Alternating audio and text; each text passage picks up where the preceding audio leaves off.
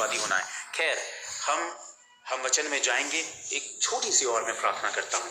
हे पवित्र आत्मा, हम सबको अपने अधिकार में ले ले, और आज का वचन और आज की बात मेरे प्रभु हम हमेशा की तरह नजरअंदाज करने वाले ना। आज प्रभु तू हमारे दिलों को खोल और हम अपने हृदयों में झांके मेरे प्रभु कि सत्यता पे हम कहाँ पे हैं, और उस सत्यता के साथ हम अपना मूल्यांकन कर सकें, अपने आप को जांच सकें मेरे प्रभु, सत्य और असत्य के रूप में। यीशु आपके जीवित नाम से मांग लिया है, आमीन। अच्छा, मैं आप लोगों को ये बात बताना चाहता हूं, आत्मिक बासीपन का खतरा। मैंने कहा आध्यात्मिक बासीपन का खतरा।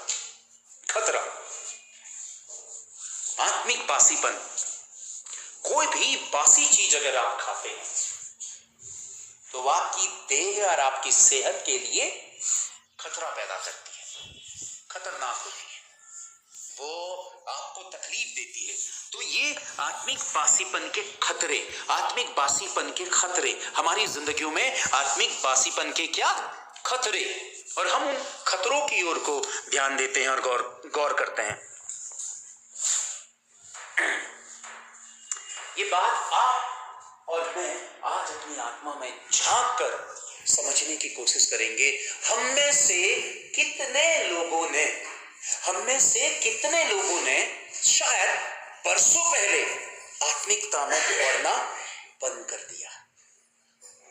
और यही है एक बासीपन के बारे में मैं बता रहा हूं, जो एक टाइटल है कि आत्मिक बासीपन का खतरा। हम में से आप अपनी आत्मा की गहराई में जाइए और एक पल के लिए विचारिए कि आपने अपनी आत्मिक उन्नति कब छोड़ दी। कितने साल पहले हमने आत्मिक उन्नति में बढ़ना छोड़ दिया। बस हम आ रहे हैं और जा रहे हैं, हमारा कोई मूल्यांकन नहीं आत्मिक जीवन का कि हम वास्तव में बढ़ रहे हैं या वहीं पे हैं या हम और घट गए हैं। और ये मूल्यांकन हमने करना है। तो ये बात मैं आपको बता रहा हूं कि हमने आत्मिक मसीही रूप में कितने वर्षों पहले बढ़ना बंद कर दिया। एक पल के लिए विचारिए। ठीक है, आप एक आत्मिक कलीसिया का हिस्सा हैं, आप अपने आप को कहते हैं कि मैं कलीसिया हूं, आप कहते हैं कि मैं कलीसिया का हिस्सा हूं। अपनी आत्मा से ये बात को समझिएगा प्लीज, अपनी आत्मा से समझिएगा। और मैं नहीं चाहता हूं कि किसी का मन और ध्यान कहीं और हो। ठंडा है, लेकिन प्रभु का धन्यवाद दीजिए कि हमको नीचे के कमरे की जगह पे ये दे दिया है, तो इसका हमने धन्यवादी होना है। एक पल के लिए ये एहसास करिए कि अगर नीचे वाला क्लासरूम होता तो क्या स्थिति होती। तो उससे अच्छी बेहतर अवस्था में ये है। इसका मतलब है कि गर्माहट है, हालेलुया, गर्माहट है। तो मैं आप लोगों को बताना चाहता हूं कि आप और मैं अपनी आत्मा में झांक कर देखें कि वर्षों से हम एक शारीरिक प्रार्थना कर रहे हैं, हम वो रूटीन वाली प्रार्थना कर रहे हैं, हम उठ रहे हैं, प्रार्थना कर रहे हैं, बाइबल पढ़ रहे हैं, फिर हम शाम को धन्यवाद दे रहे हैं, फिर सुबह को उठ रहे हैं, बाइबल पढ़ रहे हैं, प्रार्थना कर रहे हैं। हम ये सोच बैठे हैं कि यही सब कुछ करना एक आत्मिक व्यक्ति का कर्तव्य है और ये काम है। लेकिन सत्यता ये है कि आत्मिकता हमें बढ़ाने का एक सबसे बड़ा कारण है। और यदि आत्मिक क्षेत्र में हमारा बढ़ना बंद हुआ है तो ये एक बासीपन और ये गंभीर बनाए। बासीपन का मतलब कि जब से हमने बढ़ना बंद कर दिया, हम उसी पुराने व्यक्तित्व को लेकर जी रहे हैं, है ना। हम नए नहीं हो रहे। क्या प्रतिदिन हम नया भोजन बनाते हैं? हम नया भोजन बनाते हैं।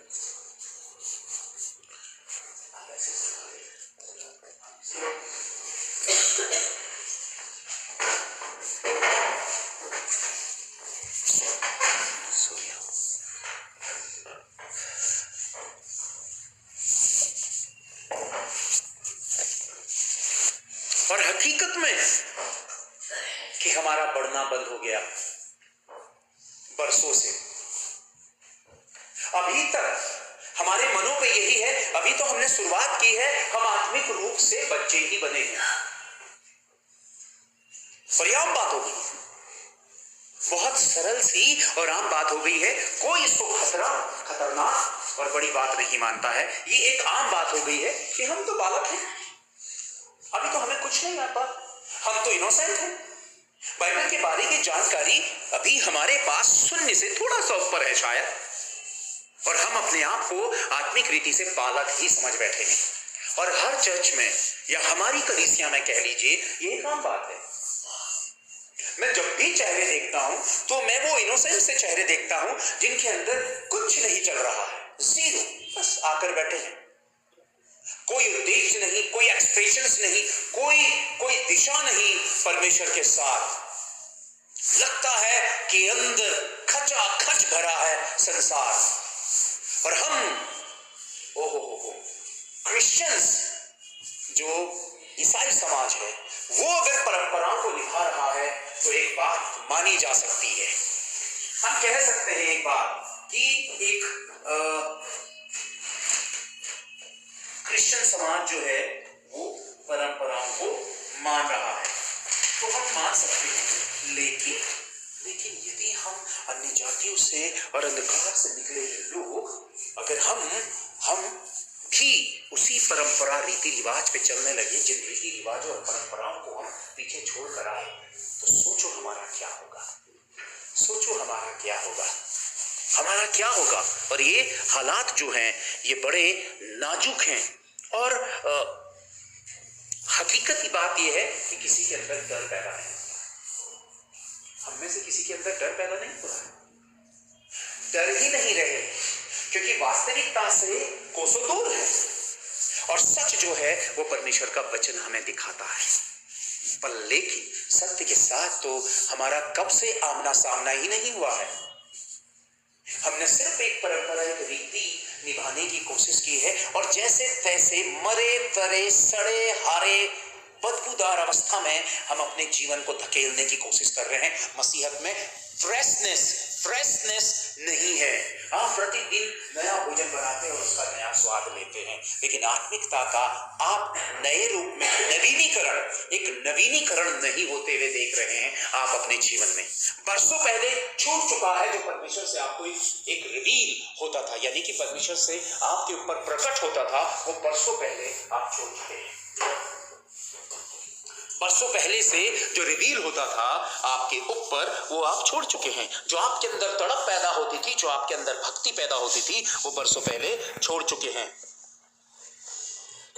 मैं आप लोगों को थोड़ा सा अतीत पे लेकर जाना चाहता हूं, और ये एहसास दिलाना चाहता हूं कि आप अपने उस पल पर जाइए जिस दिन आपके दिल के दरवाजे में दस्तक हुई थी परमेश्वर यीशु मसीह की, और उसने दरवाजा खटखटाया था आपके जीवन का।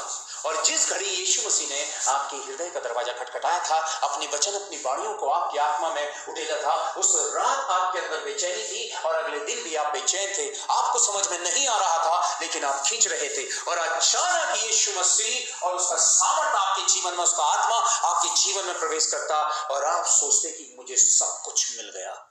आप संसार को एक तरफ छोड़ते और आप एक नए योद्धा के समान यीशु मसीह के पीछे हो लेते, हर एक दीवारों को चीर कर, हर एक परिस्थितियों और हालातों को पार करके, दूरी की मायने ना रखते हुए, ठंड के मायने ना रखते हुए, सर्दी और गर्मी और बरसात के मायने ना रखते हुए, आप उस लक्ष्य की ओर को बढ़ते, और आप कहते कि हमें तो जिंदा जीवित सामर्थ्य परमेश्वर मिल गया। आप अपने शरीरों में एक अलग सी हलचल महसूस करते, अपनी आत्मा में एक समुद्र की ऊंची ऊंची उठती हुई लहरों को आप महसूस करते, और आप ये सोचते कि जीवन क्या से क्या होने जा रहा है, मुझे क्या मिल गया है, क्या मेरे भीतर और बाहर हलचल है, मैं उस दिशा की ओर को दौड़ा चला जाऊं।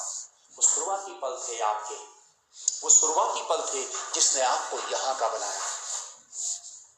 वो लहरें थम गई, वो हालात थम गए, सब कुछ शून्यता की ओर को बढ़ता चला गया, और आप मरी तरी अवस्था में पहुंच गए।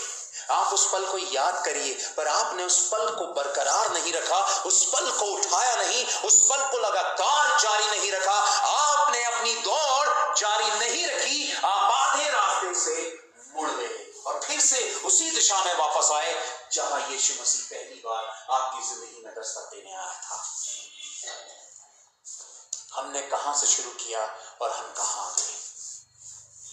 आज बस खुद को ढांकना, छिपाना, या फिर बाइबल की चंद आयतें पढ़ लेना, ओह जीसस, वो पल याद करिए जिस घड़ी आप घुटनों के बल थे। वो घड़ी कुछ क्षणों के लिए याद करिए जब आप घुटनों के बल थे और आपके आंसू बह रहे थे और आप कह रहे थे कि प्रभु मैं अपना हृदय आपको देता। हालेलुया। उस घड़ी आप कह रहे थे हे यीशु मैं अपने हृदय को, मैं अपना पूरा दिल निकाल कर आपको देता हूं, देती हूं। हे यीशु मेरी उम्र की आखिरी सांस तक मैं आपके लिए जीऊंगी, मैं आपके लिए जीऊंगा। मैं आपका हूं मेरे यीशु, और जगत में किसी का नहीं, मेरी आत्मा में किसी के लिए प्रेम नहीं रहा पहले समान, ना माँ के लिए, ना पिता के लिए, ना बहन के लिए, ना भाई के लिए, ना रोटी के लिए, ना कपड़े के लिए, ना मकान के लिए। मेरे अंदर एक ही धुन है और एक ही लगन है मेरे प्रभु कि मैं कैसे तेरी महिमा में बढ़ चलूं और तुझे पालूं। ये मेरा हृदय तेरा है, मेरी आत्मा तेरी है। वो शुरुआती पल थे जब आपने प्रभु के साथ ऐसा संबंध कायम किया था, और उन पलों को याद करो, उसमें कितना ज्यादा उबाल था, उसमें कितना ज्यादा उबाल था, लेकिन पीछे छोड़ दिया सब कुछ। आपको याद होगा वो हृदय जिसके अंदर खलबली मच रही थी, उसी खलबली ने आपको यहां लाके खड़ा किया, यहां लाके खड़ा किया। आपके जीवन में परिवर्तन आरंभ हुए शुरुआती पलों पर, फिर वो परिवर्तन थम गए और आप उसी बासी व्यक्तित्व को लेकर आते चले गए। फिर से वही बासी व्यक्तित्व। पिछले सप्ताह आपको उत्तम भोजन दिया था, लेकिन आप उसको खो चुके, फिर से उसी बासी व्यक्तित्व को लेकर वापस आए। और आप सालों से यही कोशिश कर रहे हैं, हम यही कोशिश कर रहे हैं, हम ये सोच रहे हैं कि शायद हम मसीह के सही मार्गों में हैं। आपको यहाँ पे वचन बताने वाला, समझाने वाला नया नया उत्तम भोजन दे रहा है, पर इसका मतलब ये नहीं कि भोजन देने वाले ने उत्तम भोजन दिया और नया और ताजा भोजन दिया तो आप नए और ताजा होगे। जब तक वो आपके व्यक्तित्व का हिस्सा बनकर आपको नया नहीं कर देता, आप नए नहीं हुए हैं।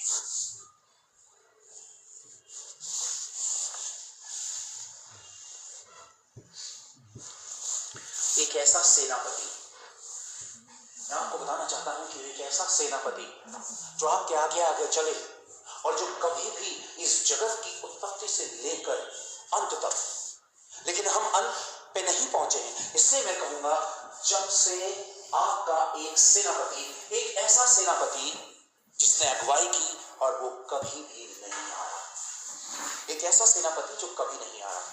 आपने अपने जीवन की अगुवाई उस सेनापति के हाथों में सौंपी और वो सेनापति था यीशु मसीह। आप जानते हैं ना उस सेनापति को? क्या कभी वो सेनापति हारा? क्या कभी वो सेनापति हारा?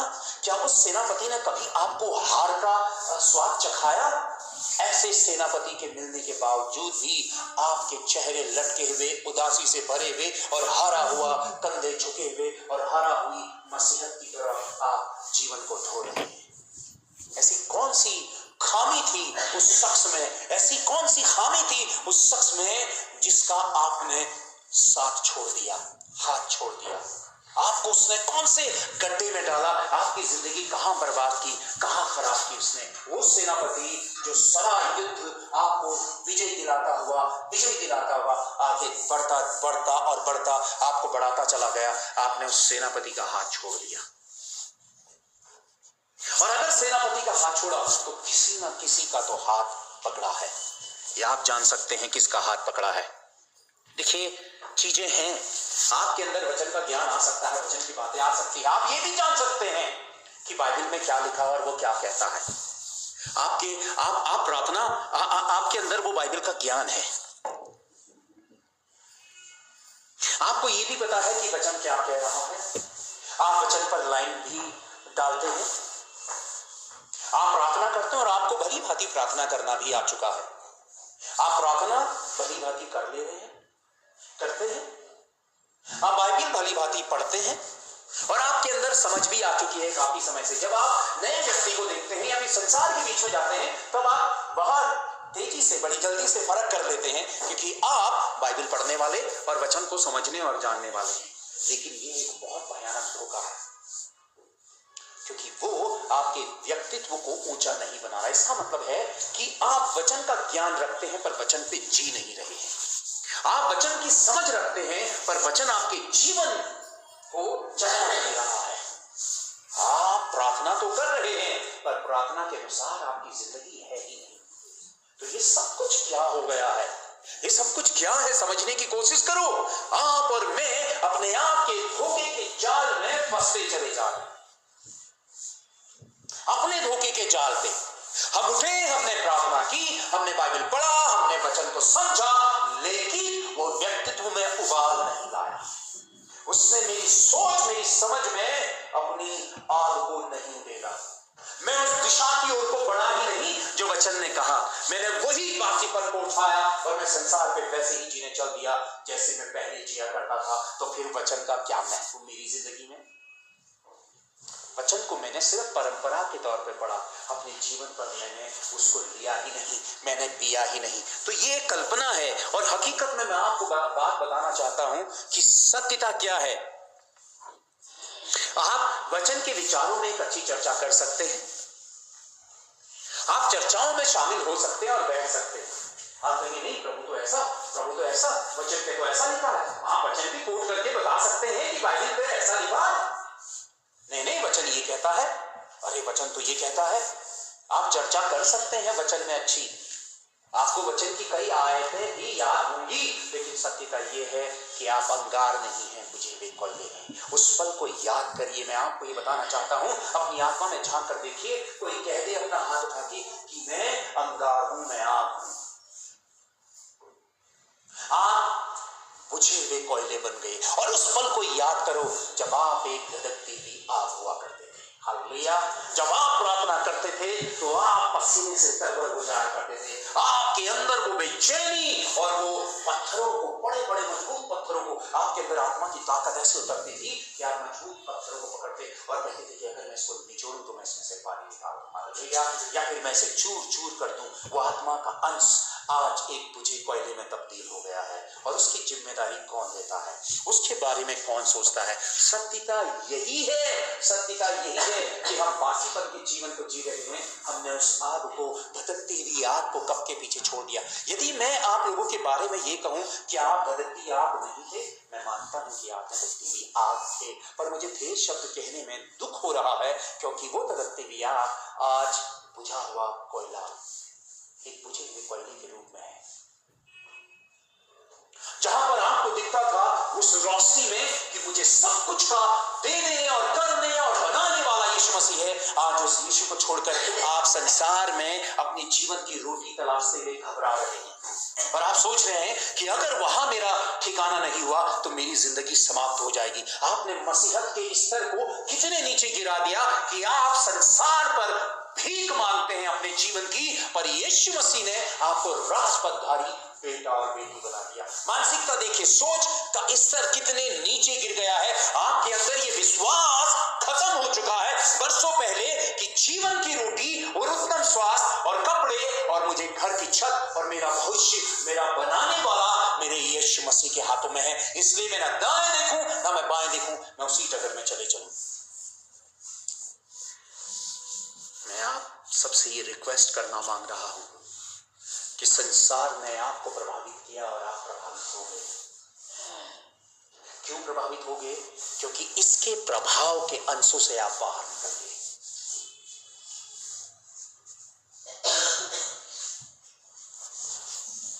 हाथ बंधे थे, कर चले हम फिदा जानो तन साथी, ये वाला गाना नहीं गा रहे थे सदरक में से, कभी को याद करो। कर चले हम फिदा जानो तन साथी, क्योंकि वो ना जान मिटा रहे थे ना तन। आप समझ रहे? वो जुनून और वो पागलपन आग में भी वैसा ही जिंदा रहा। वो कर रहे थे, ओ प्रभु को महिमा मिले, प्रभु को महिमा मिले, अग्निमय परमेश्वर आपको महिमा मिले। वो इस बात को दर्शा रहे थे कि मनुष्य ने संसार की आग देखी लेकिन वो किसी और आग की महिमा कर रहे थे। प्रभु आपकी आग को महिमा मिले, अग्निमय परमेश्वर आपको महिमा मिले और आप महिमा मंडित परमेश्वर है। वो चले जा रहे थे और आग में उन्हें छोड़ दिया गया और वो आपकी ही महिमा कर रहे थे। क्यों? क्योंकि उनके दिल दिमाग में परमेश्वर था, उनकी आत्मा में परमेश्वर था। आपकी आत्मा और आपके दिल दिमाग में संसार है, उसका डर है, उसका भय है, अपने प्राणों की चिंता है। यीशु मसीह ने कहा, हे लाजर बाहर आ, और वो मुर्दा बाहर निकल आया। आपको अपने प्राणों की चिंता है, यीशु मसीह मुर्दों को जिला रहा है और आप कांप रहे हैं। यीशु मसीह अंधों को आंखें दे रहा है, आप जीवन की रोटी के लिए कांप रहे हैं। यीशु मसीह एक फूंक में पूरे जगत को बदल रहा है और आप डर और कांप रहे हैं, जबकि बरसों पहले आपको आत्मिक दूध छोड़कर आत्मिक गुरु हो जाना चाहिए था और यीशु मसीह से कहना चाहिए था, ओ प्रभु अब आप स्वर्ग में विश्राम करिए, मुर्दों को जलाने का कार्य अब मेरा है।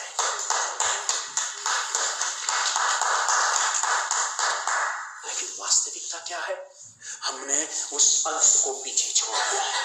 आज हम संसार के तंत्र में अपना भविष्य बनाना चाहते हैं। हम संसार के तंत्र में सेल्फी लेना चाहते हैं। हम संसार के तंत्रों के साथ फोटो खिंचाना चाहते हैं। हम संसार के लोगों में अपनी पहुंच बनाकर ये जताना चाहते हैं कि शायद हम कहीं बढ़ रहे हैं। संसार पर आपका बढ़ना उस नर्क की ओर को बढ़ना है। आपकी खूबी, आपकी काबिलियत, आपके परमेश्वर ने आपके ऊपर उड़ेली ताकि वो पिता की महिमा का कारण बन सके। मैं पूरी तरह स्वार्थ में डूबी हुई कलीसिया से बात कर रहा हूं। मैं पूरी तरह संसार में डूबी हुई कलीसिया से बात कर रहा हूं। पूरी तरह संसार का भय अपने अंदर ले चुकी कलीसिया से बात कर रहा हूं। और मुझे बहुत ही अफसोस है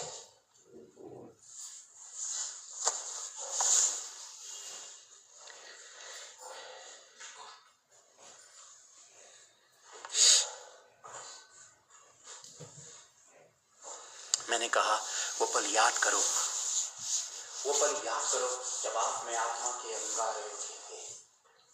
वो पल याद करो जब आप जमीन में पलटियां खा रहे थे। वो पल याद करो जब आप बेसुध थे। वो पल आप ही के थे, वो पल आप ही के थे, वो पल आप ही के थे जब आप अपने घर से दूरी तय करते थे। आपने हमें रास्ते में छोड़ दिया क्योंकि कुछ वर्षों का ट्राई आपने किया और आपने सोचा कि कुछ वर्षों तक मैंने कोशिश की, कुछ भी मुसीबत का अंश और कुछ भी ऐसा स्रोत नहीं फूट रहा है, इसलिए इस रास्ते में चलना बंद करो। क्योंकि संसार ने अपना एक ऐसा चमकदार रंगों से रंगा हुआ प्रलोभन हमारे सामने रखा कि हम उस प्रलोभन पर बह गए। आज आपके मेरे जीवन की प्यास संसार को जा रहा है क्योंकि हम उसी दिशा में हैं। यीशु मसीह ने कहा, जीवन का जल मैं हूं।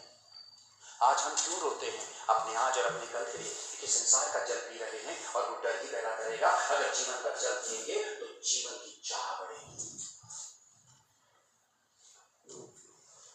अफसोस, अफसोस, मेरी आत्मा में एक ऐसी अभिलाषा थी कि छोटा सा बच्चा कुणाल भी आत्मा की आग से भरा हुआ कोई इसे छूता तो वो जल जाता।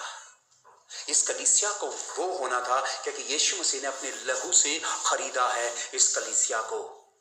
ना आप किसी लोभ से, ना आप किसी लालच से आप मसीह बने और ना ही आपने कोई धर्म परिवर्तन करके आप क्रिश्चियन समाज का हिस्सा हो गए। आपने सिर्फ यीशु को देखा, ना धर्म की ओर को देखा, ना जाति की ओर को देखा।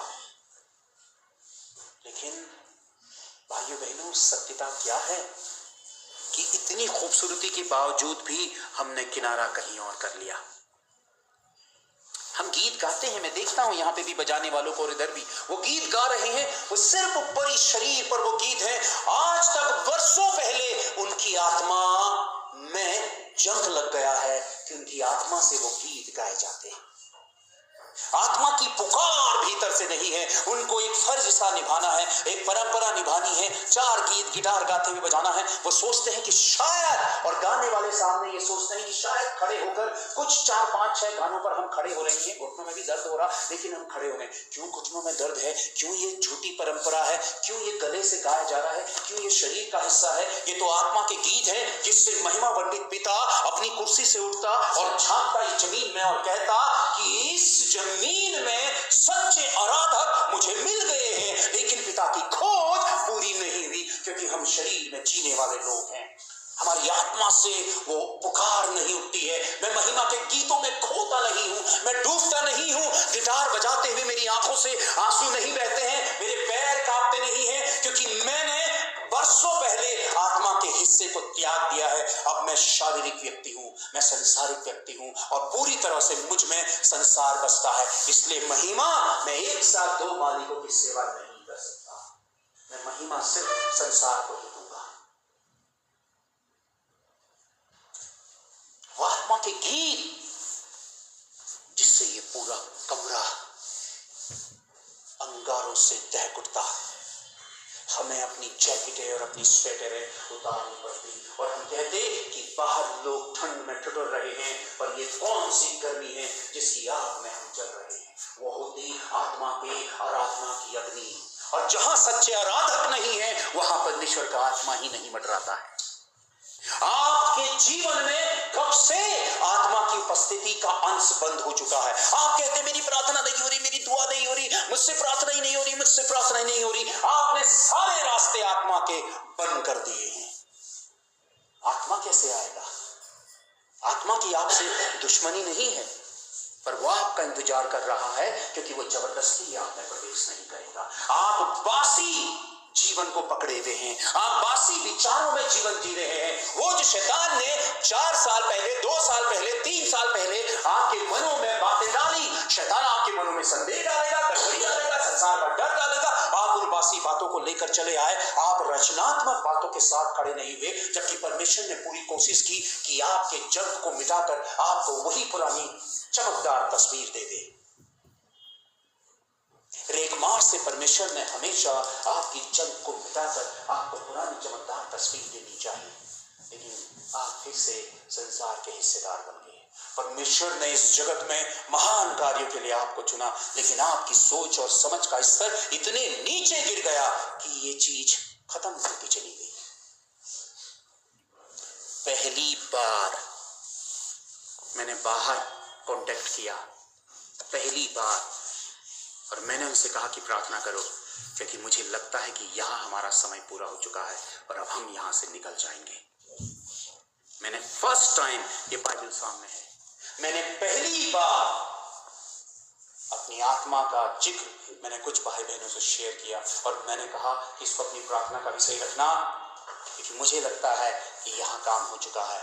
हमने कोशिश की थी मुर्दों को जिंदा करने की, लेकिन मुर्दों को अपनी लाशें ज्यादा पसंद थी जिंदा होने से बढ़कर, और इसलिए हम कहीं बाहर जहां प्रभु हमें सेवा देगा हम वहां चले जाएंगे। और ये वास्तविक सत्य मैं आप लोगों के सामने यहाँ पे बयान कर रहा हूं। जिस कलीसिया का मैंने ख्वाब देखा और सपना देखा था, मैंने आज उस कलीसिया को धंसते हुए नर्क की ओर को जाते हुए मैंने अपनी आंखों से देखा है। मैं देख रहा हूं और मैं सालों से झेल रहा हूं। मैं रातों की बेचैनी, कल मैं अपनी वाइफ से इस बात को शेयर कर रहा था और मैंने कहा कि मैं रो पड़ूंगा, मैं तुमसे ये बात करते हुए रो पड़ूंगा, क्योंकि मैं पूरी रात बेचैनी में तड़पता हूं और मेरे आंसू गिरते हैं मेरे सिराने में, मुझे घुटन होती है, मैं बेचैनी में तड़पता हूं।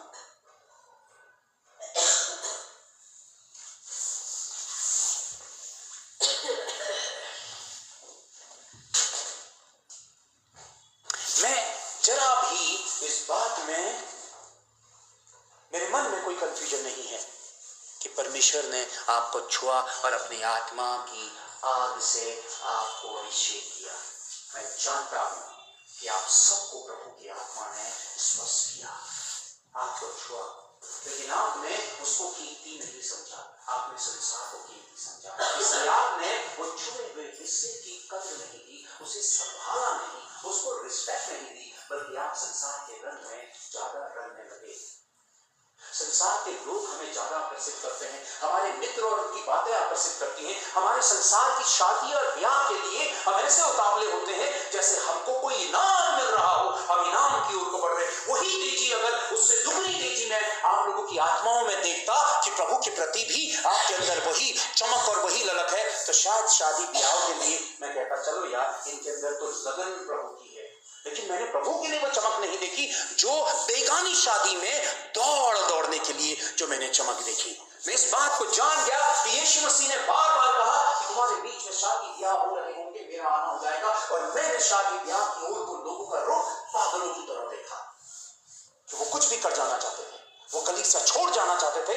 मसीहत से पूरी तरह से मुंह फेरना चाहते थे, शादी नहीं छोड़ना चाहते थे। मैंने ऐसे लोग भी देखे, और जब मैंने उनके चेहरे में, उनके हाव भाव, उनके शरीर में यंस देखा, ओ मैंने कहा प्रभु खत्म, अब तो कुछ शेष बाकी है ही नहीं, शेष कुछ है ही नहीं। मैंने लोगों को रोते हुए देखा, चीखते और चिल्लाते हुए देखा एक क्षण पे, और मैंने कहा ओ प्रभु, मुझे आत्मा के भरे हुए और धधकती हुई आग के अंगारों से भरे हुए लोग मिल गए। मैंने कहा वाह। एक पल मैंने उन्हें रोते हुए देखा, और दूसरे पल मैंने संसार के पीछे भागते हुए देखा। मुझे लगा कि ये क्या था, कुछ पल का ड्रामा, कुछ पल का झूठ। ओह जीसस। धीरे धीरे आज भी मैं कोशिश करता हूं, आज भी मैं विनती करता हूं, आज भी मैं डांटता हूं, मैं कहता हूं आओ आओ आओ आओ आओ, लेकिन वो ढीला रवैया और संसारिकता ये तय करती है कि आज जाना है या नहीं जाना है। और सप्ताह में एक बार अगर आप आ गए, आपने सोचा कि आपने यीशु मसीह जैसे शख्स से कह दिया कि देख यीशु, हमने तुझ पर बहुत बड़ा एहसान किया है, अब ज्यादा बढ़कर मत करना। हम भूल गए कि हम महामहिम के नजदीक आ रहे हैं। हमारी शारीरिक भाषा, हमारे तौर तरीके, हमारा उठना बैठना वो झलकता ही नहीं है कि महामहिम किसी ने आपके और मेरे अंदर वो आग देखी। क्या कहा मैंने, जरा बताइए मुझे, किसी ने हमारे अंदर आग देखी, बताइए। और जहां एक परिंदा भी पर नहीं मार सकता, वहां के गेट हमारे लिए खुल गए। हालेलुया। किसी की नजरें तो पड़ी, और किसी ने कहा चलो जाड़ा है, इस हॉल को इस्तेमाल करो। आपने कौन सी कीमत चुकाई है कि वो आपके लिए ये जगह खोले, ये हॉल खोल दे? आपने ऐसी कौन सी कीमत चुकाई है? आप ऐसे कौन से महारथी हैं और कौन से आप योग्यता में हासिल किए हुए वीआईपी व्यक्ति हैं कि कोई शख्स अपने अपने हॉल के दरवाजे आपके लिए खोल रहा है, आपका ख्याल रख रहा है, आपकी ठंड का।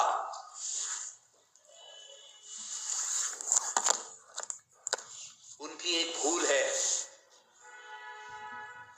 क्योंकि उन्होंने आपकी वही पुरानी तस्वीर अपनी आत्मा में बिठाई है, और उन्होंने यही सोचा अरे ये तो वही अंगारे से भरे हुए लोग हैं, पर उन्होंने नहीं पता कि वही जो धधकती हुई आग है वो कोयले समान हो गए हैं।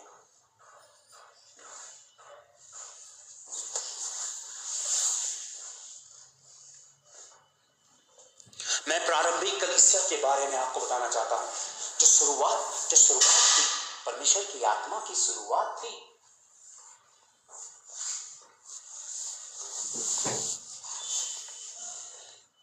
प्रारंभिक कलीसिया का उत्साह और तेज, जो शुरुआती कलीसिया, उनके पास कोई चर्च नहीं था, कोई गिरजाघर नहीं था। ध्यान दीजिएगा मेरी बात पर, कहीं और नहीं। उनके पास कोई गिरजाघर नहीं था, उनके पास कोई बाइबल नहीं थी, उनके पास कोई मोटर बाइक नहीं थी, कोई उनके पास कार नहीं थी, उनके पास कोई हवाई जहाज नहीं था, उनके पास कोई ट्रेन नहीं थी, उनके पास कोई सुख के साधन नहीं थे।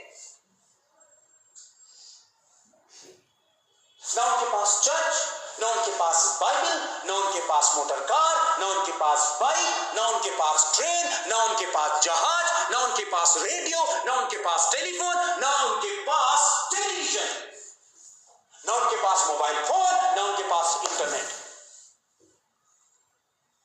हमको शर्म आनी चाहिए, उनके पास कुछ नहीं था। दुनिया पे ऐसी आग इस जमीन में दोबारा कभी नहीं लगी जो उस समय में लगी। हालेलुया। उन्होंने पूरी दुनिया पर उथल पुथल मचा दी, उन्होंने पूरी दुनिया पर हलचल मचा दी। कोई साधन नहीं थे।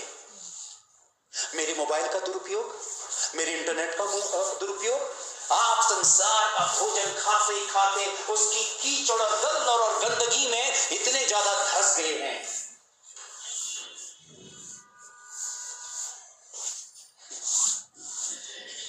कह दीजिए, कोई आकर कह दीजिए मुझसे कि मेरे हाथों में बाइबल ज्यादा रहती है, मोबाइल फोन कम। कोई कह दे मुझसे, कोई कह दे मुझसे, किसी ने हमारे अंदर कब्जा किया है, हम वो नहीं रहे। और क्या हम इसको दिन रात अपने हाथों में लेकर अपने भविष्य की अच्छी कल्पना कर सकते हैं? मुझे बताइए।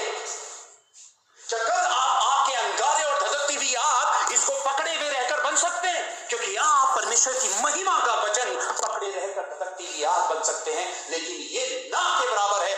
जिंदगी में, और ये 24 घंटों में सबसे ज्यादा, सांस से भी ज्यादा आपके नजदीक है। अगर हम इसको पकड़े हुए चल रहे हैं और वर्षों हो चुके हैं इसको पकड़े हुए, तो बुझे हुए कोयले होने की वजह क्या है ये भी समझ जाइए। और इसको पकड़कर हम मसीहत का ख्वाब देख रहे हैं। हम संसार का हाथ पकड़कर कहते हैं कि यीशु मसीह के साथ हमारा रैप्चर होगा।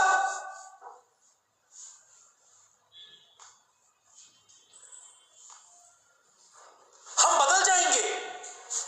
वचन क्या कहता है कि हम बदल जाएंगे, लेकिन उससे पहले वचन क्या कहता है? उससे पहले यह वचन कहता है कि तुम्हें नए सिरे से पहले बदलना होगा, तब तुम महिमा में बदलोगे। हाँ, हम बदल तो रहे, हम बदल रहे हैं। इसकी जगह में इसने ले लिया है। इतनी तेजी से बदलाव है।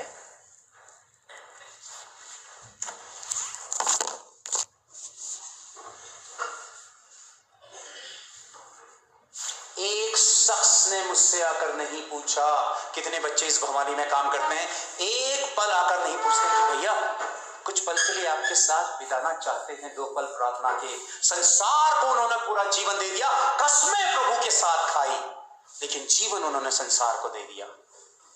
इसलिए वो संसार के कर्जदार हो गए। उनको संसार का कर्जा चुकाना है, क्योंकि संसार ने अपनी जो ग्रिप है उनके ऊपर पूरी तरह से जमा ली। उनके अंदर नहीं है कि वो 2 पलों के लिए आए, प्रार्थना में 2 पल बिताए।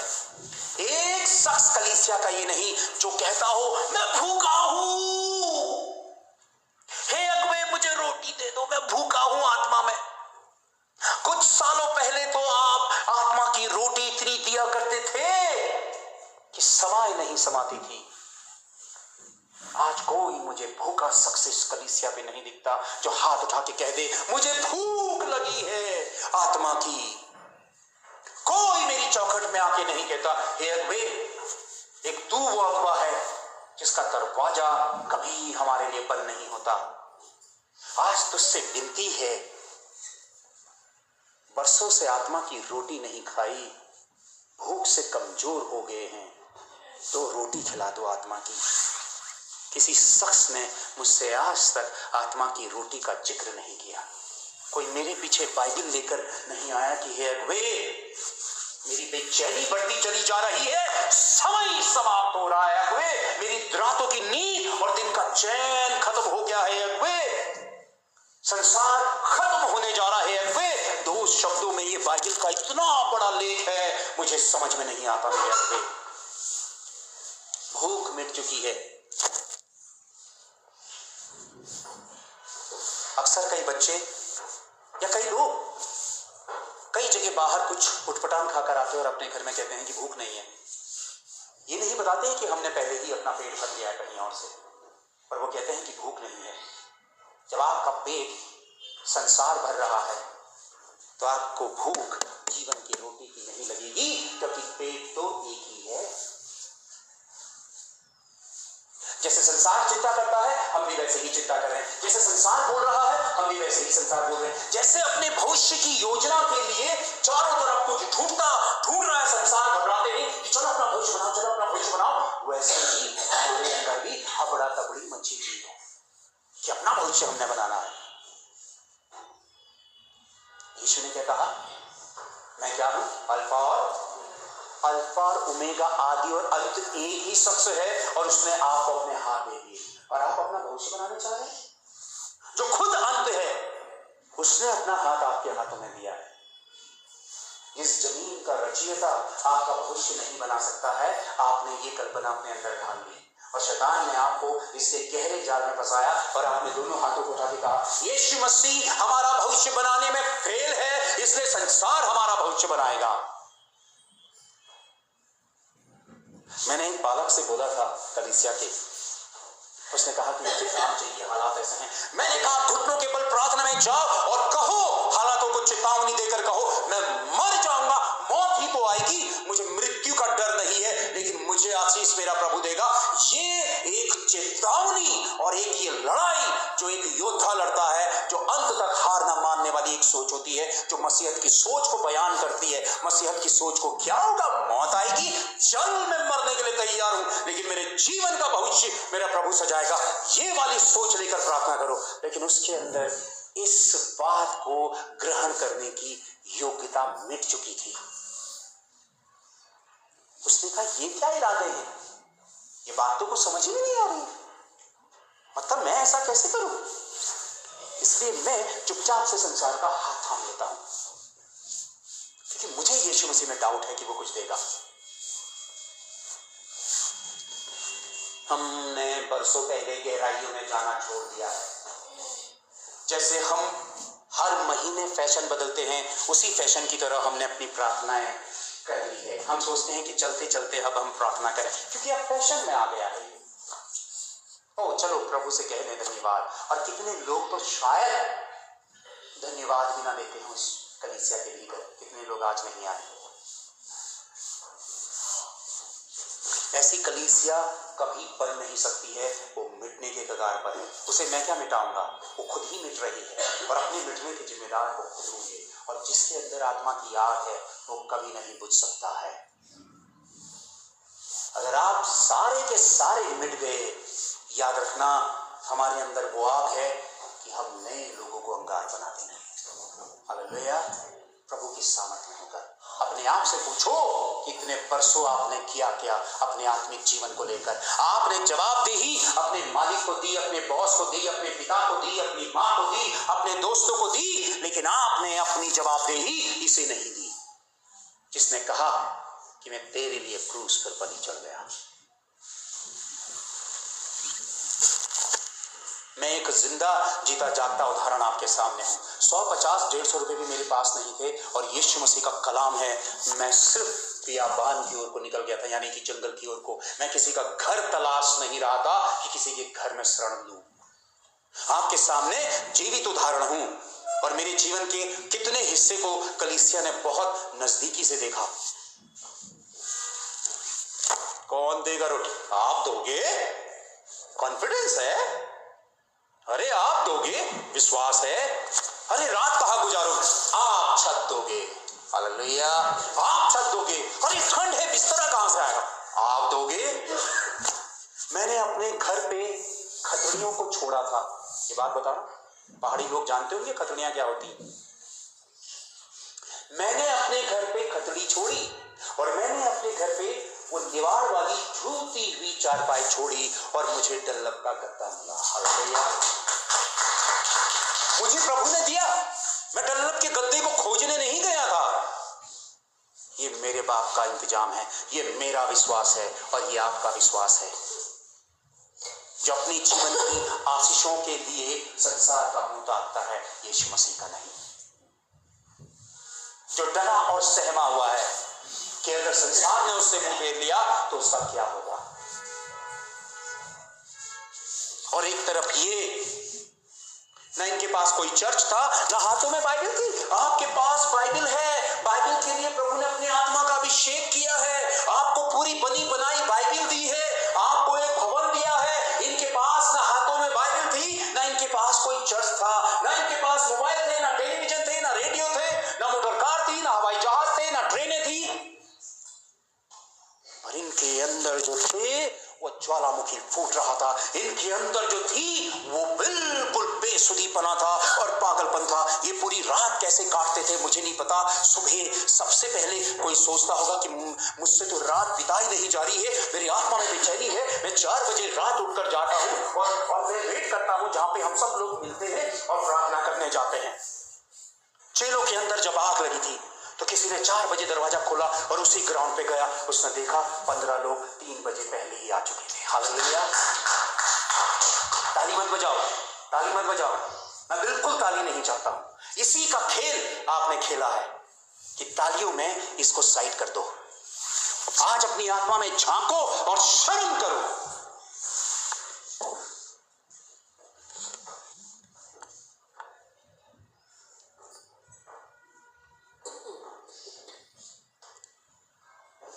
क्योंकि उनकी बेचैनियों ने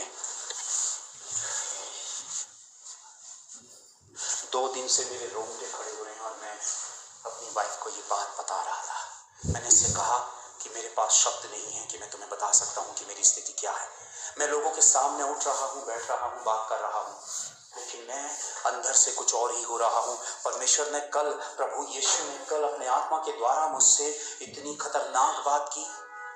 ओह जीसस, मैंने कहा प्रभु आप मुझे मेरी जिंदगी की सबसे बड़ी गहराई में लेकर जा रहे हैं। जब मैं क्लास 10th में था, मेरे जीवन की गहराई तब थी। मैं सर की चोटी से लेकर पैर के नाखून तक बैरागी हो चुका था।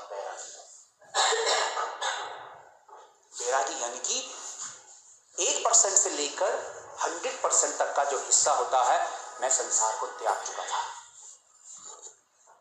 और प्रभु ने वही चीजों से मुझे इस बीच भरना शुरू किया। जो पृथ्वी के हैं वो पृथ्वी की बातें करते हैं, जो स्वर्ग के हैं वो स्वर्ग की बातें करते हैं।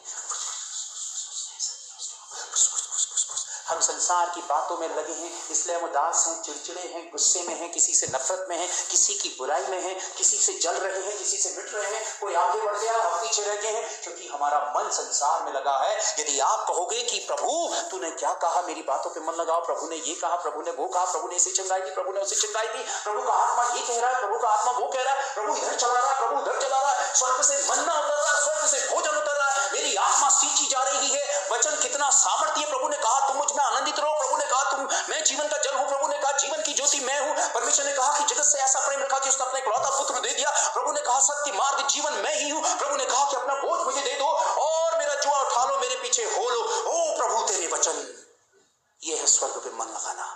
हालेलुया।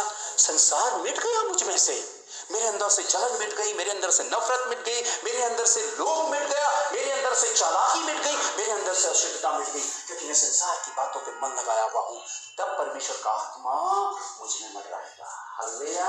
क्योंकि स्वर्ग की बातों पे मन लगाकर ही परमेश्वर का आत्मा मुझ में मंडराएगा। मैंने संसार पर मन लगाया है, मैं संसार की बातें करता हूं, मैं सुबह संसार की बातें, मैं शाम संसार की बातें, मेरी रात संसार की बातें, मेरा दिन संसार की बातें, मेरा हर समय संसार की बातों में, संसार की नॉलेज में ही मेरा समय बीत रहा है। और ये संसार की बातों पे मन लगाते लगाते लगाते मैंने आत्मा के सारे रास्ते बंद कर दिए। जो आत्मा मेरे भीतर कार्य करता, मैंने संसार की बातों पे मन लगा के वही आत्मा के सारे रास्ते बंद कर दिए।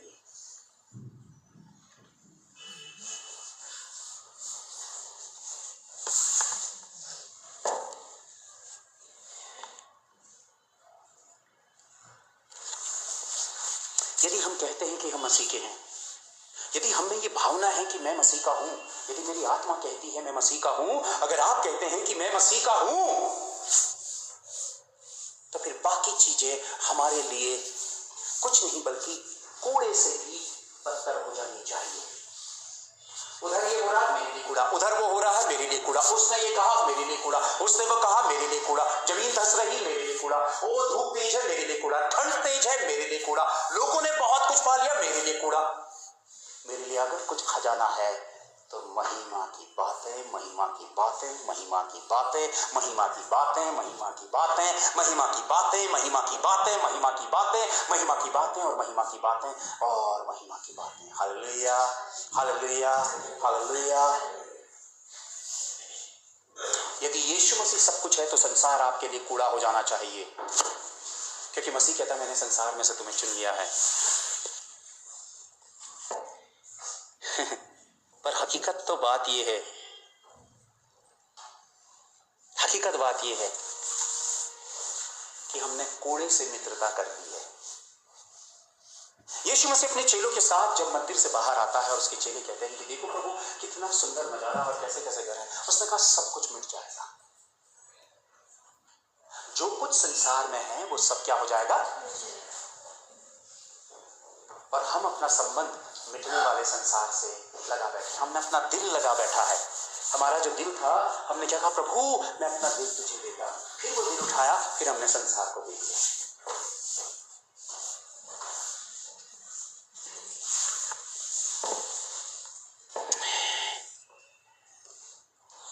मैंने कहा कि क्यों हमारी प्रार्थना आत्मा की अग्नि नहीं बनी। हम जब प्रार्थना में बैठते हैं तो हम ज्यादा देर प्रार्थना में क्यों नहीं बैठ पाते हैं? जब हम वचन पढ़ते हैं तो वो वचन हमारी आत्मा और प्राणों को हिलाता क्यों नहीं है? क्योंकि संसार के कूड़े से हम भरे जा रहे हैं।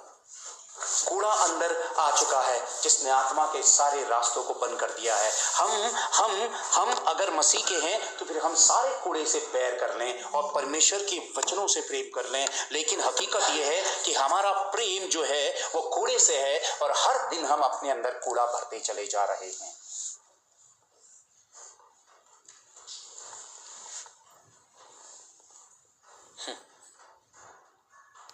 संसार के प्रेम ने हमारे अंदर से आत्मा के प्रेम को मिटा दिया है।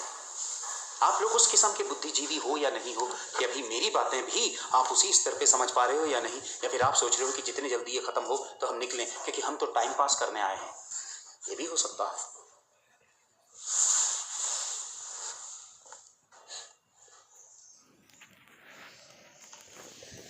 मैंने कहा कि संसार के प्रेम ने हमारी आत्मा के प्रेम को मिटा दिया है और हम भीतर से, मैंने क्या कहा, हम बेकार हो गए।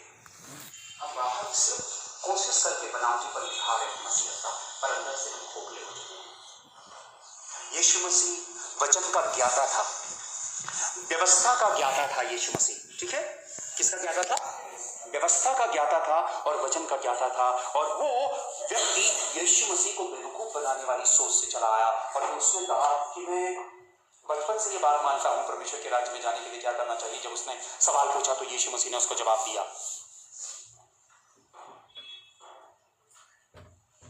यीशु मसीह उसकी असली छिपी हुई नब्ज पहचानता था। Hallelujah, hallelujah. मैंने कहा उस धनवान व्यक्ति की छिपी हुई नब्ज यीशु मसीह पहचानता था। जब यीशु मसीह उसकी नब्ज पहचानता था तो क्या वो हमारी नब्ज नहीं पहचानता है? तो आप जान लीजिए कि मसीह के साथ आप कितने हैं, उसकी नब्ज आपके हाथों में है। उसने कहा अपना सब कुछ बेचकर कंगालों को दे दे यार, तो स्वर्ग के राज्य में पाएगा। आज मैं किसी से 10 वर्ष की बात कहूं, उनकी आंखें ऊपर को चढ़ती हैं। किसी से दान की बात कहूं, वो समझ नहीं पाते ये क्या है। धन तुम्हारा मालिक है, धन तुम्हारा स्वामी है। प्रभु यीशु ने सिर्फ 10% कहा, अगर 50% कहता तो आप शायद पत्थर उठा लेते या रिपोर्ट लिखा के जेल खाने में डलवा देते। आपके हृदय का प्रेम परमेश्वर के लिए खत्म हो चुका, इसलिए धन आपका स्वामी बन चुका है। इसलिए आप अपने धन को प्रभु की जागीर नहीं बनाना चाहते हैं, प्रभु की महिमा का कारण अपने धन को आप बनाना नहीं चाहते हैं। इसीलिए आपकी जिंदगी खोखली और सूनी है। आप जबरदस्ती की हंसी हंसते हैं और आप सोचते हैं कि संसार आपको एक ऊंचा स्तर दे देगा। याद रखना, संसार का ऊंचा स्तर जिसके लिए यीशु मसीह ने मंदिर में बाहर आते हुए कहा, ये सब धस रहा है। आप एक तरफ सप्ताह में एक दिन मसीह भक्त बन जाना चाहते हैं, सप्ताह के दिन एक दिन मसीही भक्त, वाह वाह वाह, महिमा हो तेरी, मसीह भक्त है सप्ताह में एक दिन, और उसके 6 दिन, उसके बाद 6 दिन हम पूरे धस चुके हैं सर से लेकर पांव तक संसार के दलदल में, और 7वें दिन फिर हम उस दलदल से निकलते हैं और आकर कहते हैं हम तो मसीह भक्त हैं। आपने ये चालाकी का खेल मसीह के साथ चलने की कोशिश की है। मसीह आपका रचयिता है और उस दलदल को भी परमेश्वर के सामने दुष्ट ने रचा, क्योंकि परमेश्वर ने इस जमीन को रचा। वो आपकी मेरी नब्ज पहचानता है। हमारी चालाकी और डुप्लीकेट वाली मसीहत को भी वो बरसों से देख रहा है, सालों से देख रहा है कि हम कैसी चालाकी और कैसी सोच में जीवन जी रहे हैं। हम एक दूसरे को प्रसन्न करने की कोशिश कर रहे हैं, हम अगवे को प्रसन्न करने की कोशिश कर रहे हैं और उससे डरे बैठे हैं, जबकि असल में होना चाहिए कि मसीह को प्रसन्न करना चाहिए। अगवा अपने आप ही प्रसन्न हो जाता।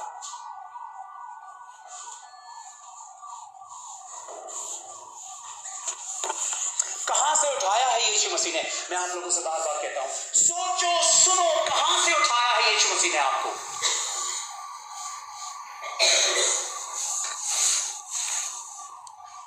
जीवन पैसों से नहीं बनते, पैसों से सिर्फ घमंड से भरे हुए लोग बनते हैं जो कमजोरों को कुचलते हैं। सच्चे इंसान परमेश्वर के वचन से बनते हैं। धन से सिर्फ लोग धनवान बनते हैं और सड़क में चलने वालों को कूड़ा समझते हैं। कभी आप अपने गरीब झोपड़े से किसी धनवान के महल के पास, गेट के पास खड़े हो जाओ, उसका बोलने के तरीके से ही समझ जाओगे कि वह आपको छोटा और तुच्छ समझ रहा है, क्योंकि उसने धन से ही अपने आप को स्वामी और मालिक और ईश्वर मान लिया है। किस धन का पीछा करना चाहते हैं आप, जो आपको वैसा ही क्रूर और भद्दा इंसान बना दे? यदि धन में शक्ति होती मनुष्य के व्यक्तित्व को बनाने की, तो यीशु मसीह की जगह पे 100 और हजार के नोट क्रूस में डाल दिए होते।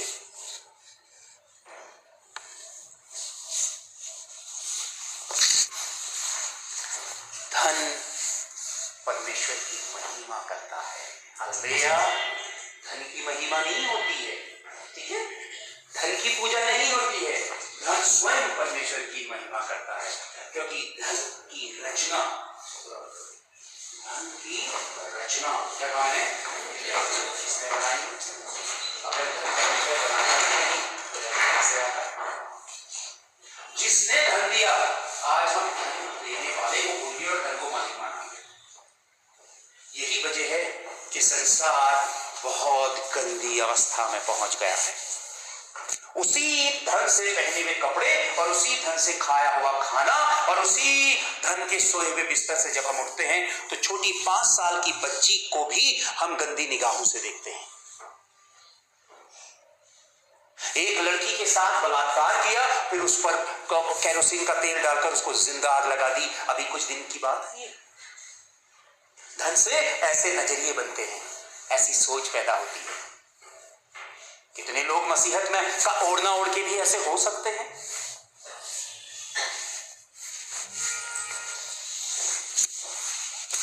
पूरा समाज, जब आप न्यूज चैनल खोल के देखो तो पूरा ऐसा लगता है कि पूरा हिंदुस्तान बलात्कारी हो गया है।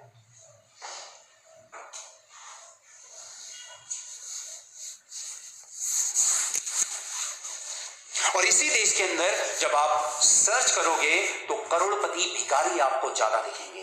भीख मांगना उन्होंने अपनी सोच बना ली है।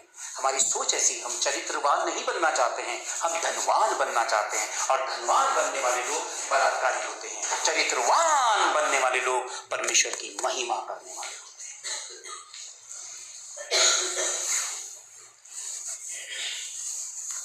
यहूदी लोग सोना चांदी लेकर निकले थे क्या मिस्र से? बताओ मुझे। नहीं निकले थे, परमेश्वर ने उनका पेट भरा। आप चमत्कार देखते हैं परमेश्वर का, जिनके अंदर ये डर नहीं था क्या खाएंगे क्या पिएंगे। 400 वर्षों की गुलामी से निकले जरूर थे, ध्यान से सुनना, 400 वर्षों की गुलामी से निकले जरूर थे, लेकिन 40 साल के बियाबान की ओर को बढ़ रहे थे। अब देखो, क्या उनको कोई रास्ते में दुकान मिलती कि वो कपड़े खरीदते रहे? क्या वो कहीं से साग सब्जी और अनाज खरीद सकते थे? कुछ नहीं था ना। जंगल में मिलता है, कुछ नहीं मिलता। परंतु परमेश्वर ने क्या करा? 40 वर्षों तक चलते रहे, कपड़े मैले नहीं हुए। हालेलुया। परमेश्वर की सामर्थ्य देखो, कपड़े फटे नहीं और पैरों में एक भी छाला नहीं पड़ा और ना वो थके ना कराए। आप देखते हो परमेश्वर की सामर्थ को? आपने कहां देखा परमेश्वर की सामर्थ को? आपके अंदर वो सोच और वो कल्पना और सोच का स्तर होना चाहिए कि मुझ में परमेश्वर की महिमा उतरेगी और मैं परमेश्वर के कार्य को देखूंगा। क्योंकि आप डरपोक, बुज़दिल, कायर, डरे हुए, झूठे मसीही हैं कि आप अपने मसीह पर नहीं बल्कि उस तुच्छ संसार पर विश्वास करते हैं कि आपकी जरूरतों की पूर्ति वो संसार करेगा, क्योंकि कपड़े मैले हो चुके हैं। इसलिए आपको कपड़े चाहिए, इसलिए आप मसीह के पीछे चलना छोड़ेंगे, क्योंकि आपको तन के कपड़े चाहिए। और मसीह कहता है, ये जो तेरे तन के कपड़े हैं, हर दिन मैं इसका रंग बदल कर इसे नया कर दूंगा। हालेलुया। परमेश्वर में ये ताकत है। आजमा के तो देखो, पर आप आजमाना नहीं चाहते, क्योंकि उस मार्ग में आप चलने वाला विश्वास लेकर नहीं आए हैं। आप बरसों पहले वो विश्वास खो चुके हैं, वो धार्मिकता खो चुके हैं, वो मसीहत खो चुके हैं, वो धधकती हुई आग खो चुके हैं। आप मुझे भी पहले बन चुके हैं। यही वजह है कि आपके मन में एक बासीपन चलता है। चलो प्रार्थना कर लो, चलो ये कर लो, चलो आज इतवार जा रहे हैं। शरीर पे वो ऊर्जा है नहीं, शरीर इतना ढीला पड़ा है कि सारी उम्मीदें आप मसीहत से खो चुके हैं। क्योंकि आपकी सारी पूर्ति तो संसार कर रहा है, मसीह के साथ सिर्फ आप एक मेल, बस नाम का मेल रखे पड़े, वो भी कब तक रहता है नहीं पता। हकीकत की बात ये है, असलियत ये है कि अंदर से सारे नाते टूट चुके हैं मसीह से कब के। और ये बात आप जानते हैं, अपनी आत्मा में हाथ रखकर समझ लीजिए आप कि बरसों से मसीह के साथ तो संबंध कब के खत्म हो चुके हैं। बस एक ऊपरी निभाने वाली परंपरा जैसी, या एक निभाने वाला ऊपरी वो चल रहा है हिसाब किताब। पर सत्यता ये है कि मसीह का साथ जब से आपने पढ़ना बंद किया है, तभी से मसीह का साथ भी आपके जीवन से अलग हो गया है।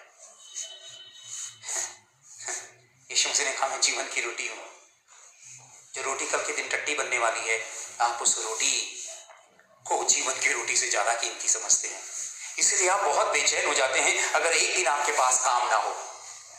आपके पास एक दिन काम ना हो तो आप बहुत बेचैन हो जाते हैं कि मेरा क्या होगा, मेरा क्या होगा, मेरे पास काम नहीं है, मेरा क्या होगा। आपको नहीं पता किसी ने आपके लिए अपना जीवन दिया और आपको अपना बेटा और बेटी बना लिया। अपने बाप के रहते हुए अगर कोई संतान ये कहती है कि मेरा क्या होगा, तो उसने अपने बाप के आदर को मिटा दिया है और उसने ये कह दिया है, साबित कर दिया है कि मेरा बाप बिल्कुल अयोग्य है कि वो मेरी 2 टाइम की रोटी भी मुझे दे सके।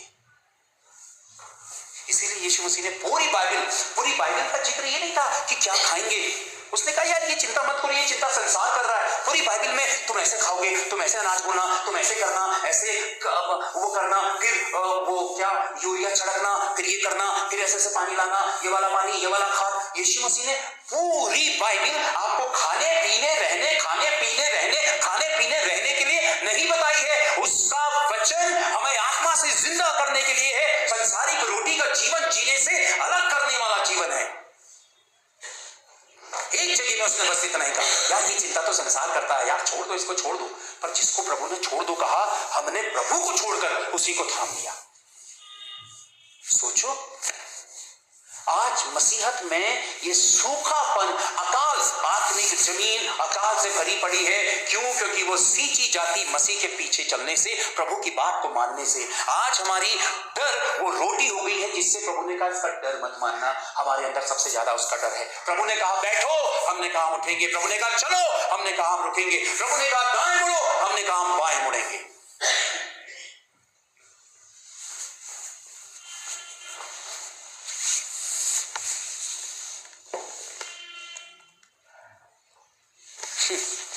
संसार पर देखिए, कोई व्यक्ति साधु बनता है, चाहे वो चिलम फूंक रहा है, चाहे कुछ कर रहा है, उन लोगों ने तक संसार का त्याग करके वैराग्य धारण कर लिया है। और हमने सच्चे मसीह होने के बाद भी संसार को गले लगाया है। झूठे मसीह, झूठे संसार को ही उदाहरण मान लो, शायद वही हमको थोड़ा सा एक सच्चा उदाहरण दिख पड़े, हो सकता है। जिस घड़ी हम सब कुछ संसार का त्याग कर प्रभु के पीछे होने वाले मसीह बनने के लिए तैयार नहीं होंगे, हमारे ऊपर आत्मा नहीं मंडराएगा। क्या आत्मा ने उस धनवान व्यक्ति को छुआ था जिसने कहा कि परमेश्वर के राज्य में जाने के लिए क्या करना होगा? छुआ था? नहीं छुआ, क्योंकि यीशु मसीह इसकी नफ्स जानता था। उसे कहा कि सब कुछ छोड़कर मेरे पीछे चलो। आज आप 1 रुपया दांत में डालने में आपके हाथ कांपते हैं, आप सब कुछ क्या छोड़े? प्रभु आपसे उम्मीद लगाया है कि अपना सब कुछ छोड़कर मेरे पीछे बोले। आप कह लो प्रभु मैं तो 1 रुपए के पीछे भी जान देने के लिए तैयार हूं, सब कुछ कैसे छोड़ सकता हूं?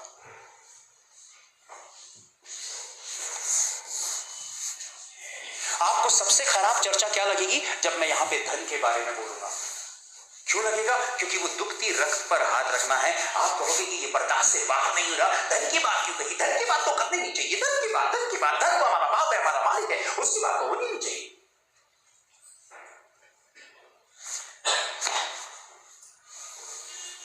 धन का नशा देखिए जिसने अंदर तक हिला के रखा है।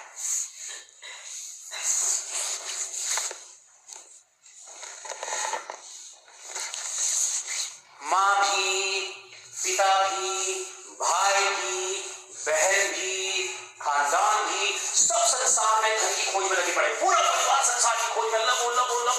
धन पाना है। मसीह की ओर को पीठ कर ली है। धन आपका उद्धार करता नहीं है, मरोगे,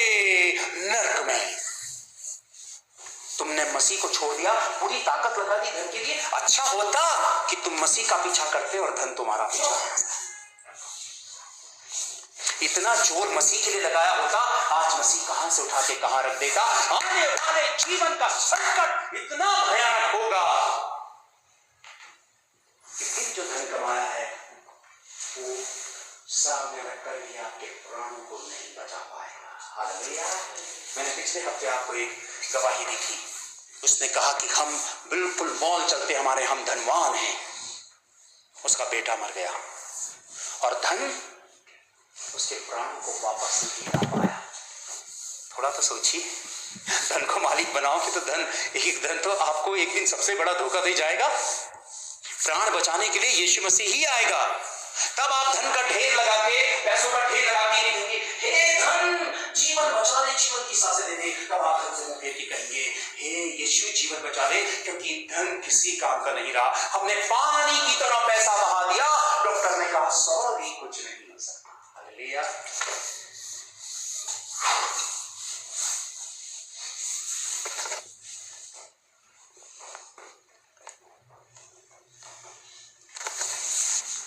ये वाली बात आप लोगों के लिए लागू नहीं होती, फिर भी मैं आप लोगों से ये बात कहता हूं। पूरा विश्व जब मसीही कलीसियाओं को देख रहा है, तो जब पूरा विश्व मसीही कलीसियाओं की ओर को अपनी नजरें गाड़े हुए है, और पूरा विश्व क्या देख रहा है मसीही कलीसियाओं में? आपसी लड़ाई झगड़े, आपसी विवाद, आपसी तेरा मेरा, आपसी जात पात, आपसी ईर्ष्या, जलन, क्रोध, विरोध, एक दूसरे को थाने कचीरे में भेजना, क्योंकि वो लालसा और वो उमंग और जो मसीह सच्ची मसीहत है अंदर से खत्म हो गई। और गलत उदाहरण आज क्रिश्चियनिटी बन रही है। कलीसियाएं एक गंदा उदाहरण बन गई हैं, जिसको मसीह ने कहा कि ये मेरी देह है।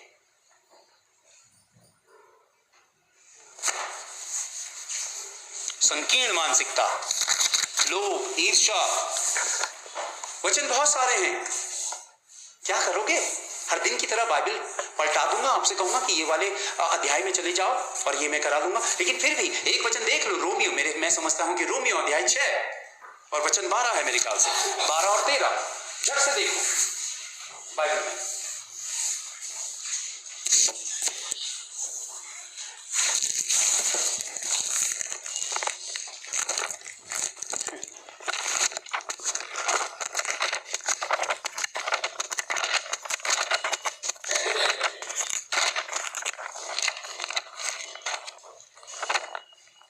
रोमियो अध्याय 6 वचन 12 और 13 पढ़े कोई जन जल्दी से। इसलिए आप तुम्हारे नश्वर शरीर में राज्य ना करो कि तुम उसकी वासनाओं के अधीन रहो। देखो, उसकी अधीनता में रहो ताकि तुम उसके अधीनता में ना रहो। पाप तुम्हारे नश्वर शरीर, नश्वर का मतलब नाश होने वाला शरीर, और पाप क्या है? संसार के लाशा, एडिक्ट होना, संसार की लत का शिकार होना ही पाप है। क्यों मैं कह रहा हूं पाप है? क्योंकि यीशु मसीह ने हमें संसार से चुन लिया। क्यों चुना? क्योंकि संसार में हम क्या थे? पापी। इसलिए उसने चुना और हमें धर्मी बनाया। आगे, और ना अपने अंगों को अधर्म के हथियार होने के लिए पाप को सौंपो, अपने आप को मरे हुओं में से जीवित हुआ जानकर परमेश्वर को सौंपो। ओहो, क्या बात है! अंगों को धर्म के हथियार होने के लिए परमेश्वर को सौंपो। अपने को मरों में से जी उठा हुआ जानकर परमेश्वर को सौंपो। अपने अंगों को अधर्म के हथियार होने के लिए। देखो, हमारे अंग, हमारी देह बुरा विचारती है, बुरा सोचती है, बुरा बोलती है, बुरा करती है, संसार की अभिलाषा करती है, लालच करती है। ये पाप है, यही तो पाप है। वो कहता है अपने आप को मुर्दों में से जिला हुआ, यानी कि हम पाप के लिए क्या हो गए? वचन क्या कहता है? पाप के लिए हम मर गए। अब हम जीव रहे तो किसके लिए? मसीह के लिए। यानी कि अब हमारी देह भी नहीं, अगले पिता का पवित्र मंदिर है। हमारी रोज जिम्मेदारी इस मंदिर को कैसे पवित्र रखा जाए, प्रभु की आत्मा की सहायता के द्वारा। ठीक है, ठीक है।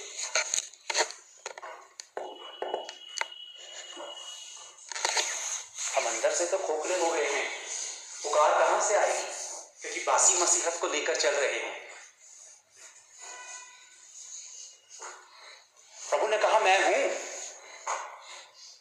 प्रभु ने क्या कहा, मैं हूं। और मैं मसीहत कैसी ला रहा हूं, हाँ बस प्रभु मैं तो था, एक जमाने में धर्मी था, एक जमाने में मसीह था, एक जमाने में भक्त था, एक जमाने में आत्मा में प्रार्थना करता था। अभी मैं यहाँ पे 2 हफ्तों से बोल रहा हूं, अगर किसी का आत्मा मर रहा है तो प्रार्थना करो, सारी जुबानें बंद। आत्मा को मर ही नहीं रहा है तो जुबानें कैसे खुलेंगी?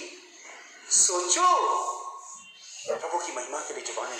अंदर आप कैसे हैं यही आपकी असलियत है। आपके घर का कोई व्यक्ति आपसे कुछ शब्दों में बात करता है, आपका जवाब कितना तीखा और कितना खतरनाक और कितना भयानक होता है, आपकी असलियत ये है क्योंकि आपने अपने अंगों को पाप का हथियार होने के लिए दे दिया है। इसलिए महिमा की आदत आपको नहीं है, महिमा के लिए आपका शरीर साथ देने के लिए तैयार नहीं है, आप प्रार्थना करने के लिए तैयार नहीं है, लेकिन अपने घर के अंदर एक ही आवाजों में झगड़ने के लिए आपका देह तैयार है, क्योंकि आपने अपने अंगों को पाप के हथियार होने के लिए दे दिया है।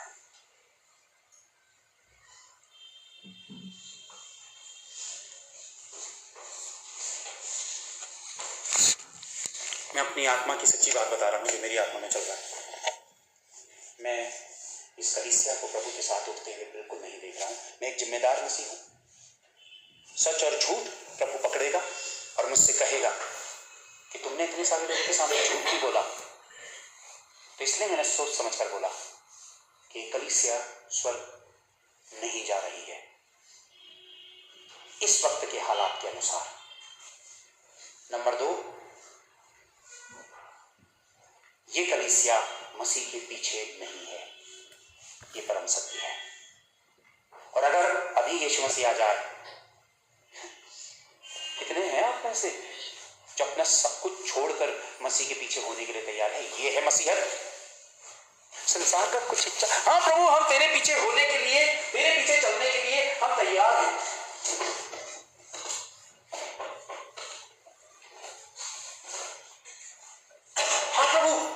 सब कुछ त्याग करने के लिए तैयार है, लेकिन संसार का कुछ हिस्सा पीछे क्या करके चल रहे हैं? छुपा कर।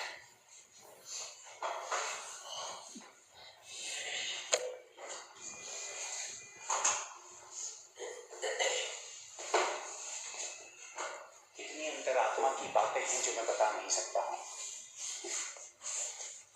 बरसों हो गए हैं आप यीशु मसीह से मांग रहे हैं, और बरसों हो गए हैं कि यीशु मसीह कह रहा है कि जगत को बांटो, जगत को बांटो। इसलिए आपको मिलना बंद हो गया क्योंकि आपकी ओर से देना चालू नहीं हुआ। कितना समेटोगे, कितना लोगे?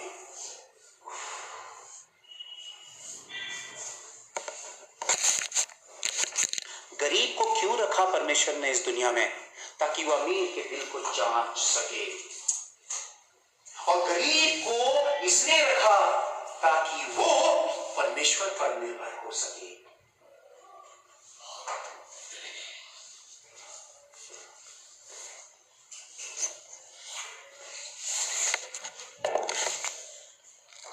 हम अंदर से खोखले हो गए हैं, सच्चाई यही है, यही सच बयान किया जा रहा है आपके सामने कि हम अंदर से खोखले और बासी हो गए हैं। हमें कोई फर्क नहीं पड़ता।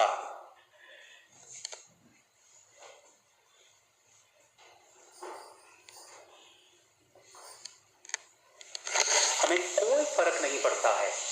हम अंदर से कठोर, भद्दे, व्यर्थता से जुड़े हुए, गंदे स्वभाव के और अजीब किस्म के बेशर्म हो चुके हैं। हम अंदर से ढीठ, गंदे, बेशर्म और कठोर हो चुके हैं। हम वही बेशर्मी का ओढ़ना ओढ़ते हैं और हर सप्ताह चले आते हैं। हमारे अंदर कोई हलचल नहीं मचती है क्योंकि हलचल मचने के सारे द्वार हमने बंद कर दिए। वही, और ये सब कुछ कैसे आया है? संसार के साथ दिल लगाने से आया है, संसार को अपना हृदय देने से आया है। हमारे अंदर इतना बिगाड़, किसी ने आके उपदेश दे दिया यहाँ पे, ओह अनुग्रह के द्वारा हम सब बचाए, चलो हम चल के संसार में पूरे सर से लेकर पांव तक डूब जाए क्योंकि प्रभु ने तो हमें बचा लिया। वाह! लोगों को खुश करने वाले प्रचारक मशीन चलाने वाले बहुत कम है, उनकी कोई सुनता ही नहीं है। अनुग्रह हमको एक अच्छा व्यक्तित्व की दिशा में मदद है। अनुग्रह हमारे पाप में हमारी मदद नहीं, अनुग्रह हमें मसीह का बनाने में मदद है। अनुग्रह हमारी सहायता करता है मसीह में। अनुग्रह अनुग्रह अनुग्रह विश्वास करने के बाद आया, अनुग्रह विश्वास करने से पहले नहीं। तो यानी कि आप विश्वासी बने, आपका नया जन्म हुआ, जब आपका बपतिस्मा हुआ, बपतिस्मे से पहले आपने पश्चाताप किया और आपका पश्चाताप आपको बपतिस्मे की ओर को लेकर गया, क्योंकि आपका पुराना जीवन दफन हो रहा था। बपतिस्मे के बाद आप नए व्यक्तित्व में नया जन्म ले रहे थे, पर नया जन्म वहीं पे पैदा होकर छोड़ दिया। पर नए जन्म की जिम्मेदारी होती है कि नए जन्म को नई दिशा की ओर को भी चलाना है, पुराने जीवन की ओर को नहीं। हम नया जन्म लेके निकले और फिर से हमने पुराने जीवन की ओर को रुक कर लिया। और हमने कहा हमने तो नया जन्म पा लिया। कौन माँ है जो नया जन्म हुए बच्चे को फेंक कर चली जाती है, उसका पालन पोषण करती है? आत्मिकता में आपका पालन पोषण आत्मिक रीति से उस दिशा की ओर को आपने अपनी जिम्मेदारी लेते हुए करना था, और आपका पालन पोषण अगर यहाँ से किया जा रहा था तो आपको आत्मिक रीति से नया होना था। मसीह ने आपको नया जन्म दिया, और यदि आप वहीं पर हैं और बासी जीवन को लेकर आ रहे हैं, आप बड़े नहीं हैं, तो आप में कुछ ना कुछ गड़बड़ी हुई है, और वो गड़बड़ी जब तक नहीं सुलझेगी तब तक यीशु मसीह आपको अपना बेटा और बेटी करके नहीं स्वीकारेगा।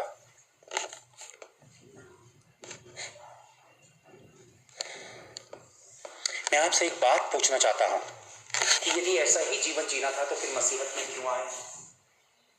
क्यों आपने मसीह को स्वीकारा? अगर आपने वैसे ही जीवन जीना था जो संसार का जीवन है, फिर क्यों ये प्रॉब्लम क्रिएट की आपने? आप अपने ही घरों में अच्छे थे, अपने ही तौर तरीकों में अच्छे थे, अपने ही विचारों और व्यवहारों में और अपने सामाजिक उस हिस्से में आप सही थे। आपने क्यों ये बगावत ली? आप क्यों मसीह बने जब आपने सब कुछ छोड़ना ही, सब कुछ अपनाना नहीं था? फिर आप क्यों? कहां से निकाला यीशु मसीह ने हमें? सूअर के बाड़े से। और हमने फिर से सूअर के बाड़े का रुख किया, सूअर के बाड़े के दलदल पे। उड़ाव पुत्र ने कहा, ओ मेरे पिता के पास कितना उत्तम भोजन है, क्योंकि उसकी आंखें बंद थी, उसने पहचान लिया पर हमने नहीं पहचाना। उड़ाव पुत्र बच गया है, हम नहीं बचे हैं। उड़ाव पुत्र का जिक्र करके आप कभी भी आनंद नहीं मना सकते, क्योंकि वो उड़ाव पुत्र था जो बचा, हम नहीं।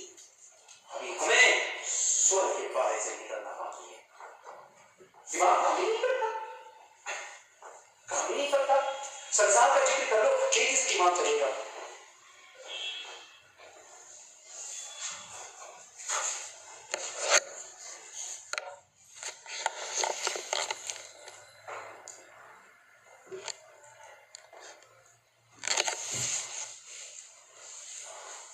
देखिए, मैं एक चीज बता रहा हूं, क्या इस मेज में कुछ और रखने की जगह है? बताइए, बताइए जरा, देखिए देखिए देखिए, क्या इस मेज में कुछ और रखने की जगह है? क्यों नहीं है? क्योंकि ये मेज भर गया है। मैं आपको कहना चाहता हूं कि संसार से हमने अपने भीतर सब कुछ भर लिया है। पूरा संसार ने जगह घेर ली है अंदर। अब अगर प्रभु का अंश आए तो कहां से आए, किधर से आए? चारों तरफ से उसे रास्ते बंद और वो जगह भरी मिल रही है। संसार ने हमारे भीतर जगह घेर ली है। संसार ने हमारे भीतर जगह घेर ली है। हमको जगह खाली करनी पड़ेगी। Hallelujah, hallelujah. हमको जगह क्या करनी पड़ेगी? खाली, ताकि उसमें परमेश्वर का अंश आ सके।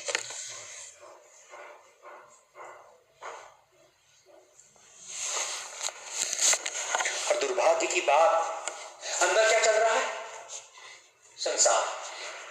अंदर क्या चल रहा है? हिसाब चल रहा है। और यार कल इतना हिसाब दिया था, इतना देना है, इतना आधी रात तक 12:30 बजे रात तक ये हिसाब किया है, अब वहाँ को उसको देना है, मालिक को ही देना। अरे यार वहाँ जाके वो काम किया था, उसको ये करना था, अरे उससे इतने पैसे लेने थे, वो करना था, अरे घर का ये राशन खत्म हो गया, ये करना था, अरे बच्चों का वो करना था, कल खेत में वो भोजन है, अरे बकरियां वहाँ चली थी, कल उसको खींच के लेकर आना है, पता नहीं क्या है। ये सब कुछ चल रहा है अंदर।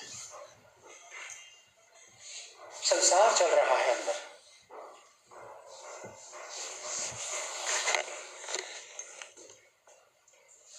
और जब संसार अंदर चलेगा तो मसीह हमेशा बाहर ही खड़ा रहेगा, वेट करता है। जिस दिन तुम संसार से अपना नाता खत्म करो तो उस दिन मैं प्रवेश करूंगा। जिस दिन तुम संसार से अपना नाता खत्म करो मैं भीतर प्रवेश करूंगा। किसी गरीब महिला ने कहा, ओ मैं तो बहुत गरीब हूं। कई मसीही लोग गरीब कैदियों की मदद करते हैं। अरे ये तो बहुत गरीब परिवार है मसीहत में। अरे अगर वो सबसे गरीब है तो सबसे बड़ी अपॉर्चुनिटी तो उसी के पास है। हालेलुया। सबसे महान अवसर उसके पास है कि वो अपनी खाली चद्दर बिछाएगा, घुटनों के बल उसमें बैठेगा और जब उठेगा तो वो गरीब नहीं होगा। हालेलुया। मैं आप लोगों को क्या बात बता रहा हूं, अगर चर्च किसी गरीब की मदद करने लगे तो फिर प्रभु की मदद आना बंद हो जाएगी और वो व्यक्ति निर्भर हो जाएगा चर्च पर, यीशु पर नहीं। हालेलुया। उसको योद्धा बनाओ, उसको लंगड़ा मत बनाओ।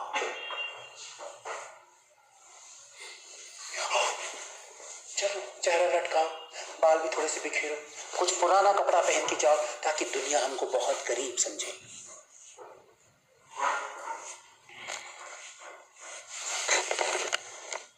अगर आपके घर पे चावल खत्म हो गया है, आटा खत्म हो गया है, तेल नहीं है, गैस खत्म हो गई है, आपके पास पैसों के साधन नहीं है, तो ये बात भी तो जानिए। जब संसार में पहले ऐसा होता था तो आप पूरी रात डर के मारे सो नहीं पाते थे, लेकिन अब ऐसी अवस्था में आपके पास महान अवसर है। अब तो आपके पास जिंदा यीशु है। वो दिन रत गए जब आप गरीबी पर रोना रोते थे। वो दिन कब के निकल चुके जब आप अपनी गरीबी के नीचे दबे थे। आज आपको यीशु मिल चुका है, उम्मीदों का जहान, उम्मीदों का जहान। अब इस गरीबी के खाली बर्तन में प्रभु का चमत्कार उतरेगा। आप कहते हैं कि आज के समय में तो ऐसे चमत्कार होते नहीं। क्या आज के समय में ऐसा विश्वास मिलता है जैसा था?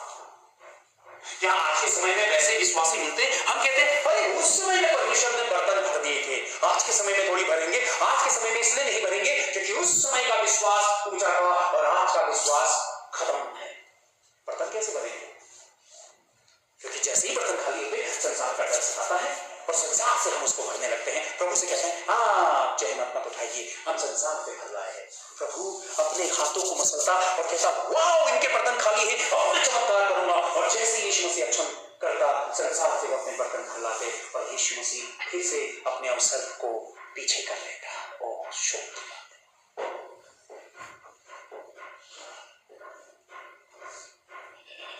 प्रभु को अवसर दो, प्रभु को अवसर दो, प्रभु को अपने जीवन में अवसर दो।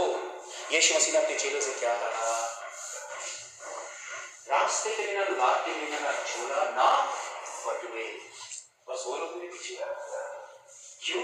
बटुए लोगे धर्म पर्स में जाएगा, रोटी लोगे तो भूख समय से पहले लग जाएगी। ना रोटी लो ना बटुए लो, ना आपके पॉकेट में पैसा हो ना खाने की रोटी हो, तुम पूरी तरह से किस पे निर्भर होगे?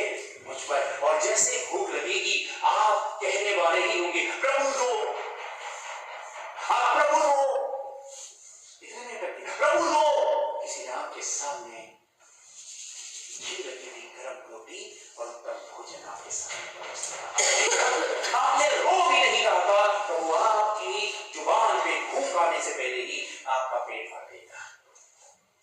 लेकिन हम वो विश्वास लेकर नहीं चलते हैं प्रभु के पीछे, क्योंकि जब भी हम डरते हैं, जब भी हम घबराते हैं, जब भी हम चिंता करते हैं तो हम उसका समाधान खुद की ताकत से संसार में ढूंढते हैं। हम मसीह पे निर्भर नहीं। ज्यादातर लोगों के चेहरों पे मुझे शोक दिखता है, कलीसिया के ज्यादातर लोगों के चेहरों में शोक। और मसीह ने क्या कहा? तुम मुझ में क्या रहो? आनंद। क्योंकि हम मसीह में नहीं है इसलिए हम आनंदित नहीं। प्रभु ने कहा तुम मुझ में आनंदित रहो। हम मसीह में ही नहीं है तो आनंदित कैसे? हमारे चेहरों में शोक है और गहरी बेचैनी।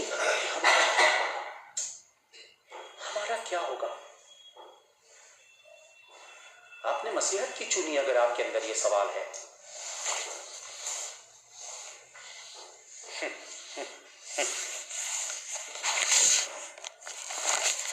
आपका क्या होगा? जो मरियम का हुआ आपका वो होगा। हालेलुया। आपका क्या होगा? जो यूसुफ का हुआ, दानियल का हुआ, दाऊद का हुआ, अब्राहम का हुआ, मूसा का हुआ, इसहाक का हुआ, इस्माइल का हुआ, याकूब का हुआ, अय्यूब का हुआ, वही तुम्हारा होगा। हालेलुया। पर हम इतनी ऊंची उड़ान उड़ने के लिए कहां तैयार है? अरे वो याकूब, कई लोगों ने मुझसे कहा, मैंने कहा जब वो 3 दिन की मीटिंग चल रही थी, सच बताऊं मैं आपको ये बात, मैं किसी के लिए ये बात नहीं बोल रहा हूं, जब 3 दिन की मीटिंग हुई थी, मैं मीटिंग में था और हम लोग मीटिंग में थे, तो कई लोग मुझसे कह रहे थे कि अरे पूरे दिन का प्रोग्राम क्यों कर रहे हो, इतनी टीचिंग क्यों कर रहे हो, थोड़ा सा गैप करो, ये करो वो करो। सब कह रहे थे कि हाँ इसको सॉल्व करते। अरे मैंने 3 दिन, मैंने कहा ये तो कुछ घंटों की बात है, लोग तो यीशु मसीह के पीछे 3 दिन तक हुए थे। तो झट से लोगों ने मुस्कुराते हुए मुझसे कहा वो यीशु मसीह था। मतलब लोग अगर 3 दिन के लिए पीछे हुए तो वो यीशु मसीह था, इसलिए उसके पीछे 3 दिन हुए। यहाँ पे यीशु मसीह कौन है? देखिए उनके विश्वास का स्तर क्या था। वहां पे वो खुद को देख रहे थे, यीशु मसीह को नहीं देख रहे थे। और मैंने बात यीशु को देखते हुए ही कही थी, अगर वहां पे भी यीशु मसीह था तो यहाँ पे कौन है? हालेलुया। यहाँ पे कौन है? तो वो घटना अगर रिपीट हुई तो यहाँ पे भी रिपीट होगा। हालेलुया। अगर 2000 वर्ष पहले कितनी रोटी? 5 रोटी। अगर 2000 वर्ष पहले 5 रोटी और 2 मछली से हजारों ने भोजन करा, तो वो आज भी रिपीट क्यों नहीं हो सकता? क्या वो यीशु अलग और ये यीशु अलग है? पर हमारे विश्वासों में फर्क देखिए, लोगों का विश्वास। उन्होंने कहा 3 दिन तक कैसे हो सकता? वो तो यीशु मसीह था। और मैं बात बिल्कुल फर्क कर ही नहीं रहा था, मैं तो वही रिपीट कर रहा था। मैंने कहा अच्छा वो यीशु मसीह था, तो 3 दिन यहाँ पे कौन रहेगा मीटिंग पे, हम या यीशु मसीह? मैं तो यीशु मसीह को देखकर बात कर रहा था। आज हमारी बातों का स्तर वही क्यों ना हो? आज मैं यूहन्ना के समान क्यों ना सोचूं? मैं अब्राहम के समान, मूसा के समान मैं क्यों ना सोचूं? क्योंकि मैं अगर ये सोच लूं अरे वो तो अब्राहम था, अरे वो अब्राहम था, पर आपकी और मेरी तरह हार मांस का इंसान था। उसके पास वो अपॉर्चुनिटीज नहीं थी, आपके पास तो उससे भी ज्यादा खूबसूरत अवसर है, क्योंकि परमेश्वर ने दया करके अपना आत्मा उस पर नहीं उड़ेला था, आप पर दया कर अपना आत्मा उड़ेला है। उन धर्मियों के पास कानून था, हमारे पास अनुग्रह है। जब कानून की कठोर व्यवस्था के बाद भी परमेश्वर ने अपने धर्मियों को चुना, तो आज अनुग्रह के बाद कितने धर्मी चुने जाएंगे? सोचो।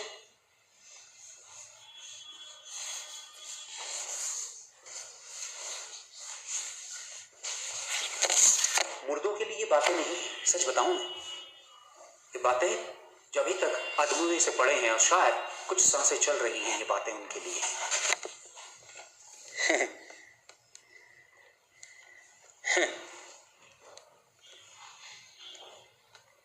मैं एक सवाल पूछता हूं आप लोगों से और बात खत्म करता हूं। आंखें बंद करें और अपने हृदय में हाथ रखें।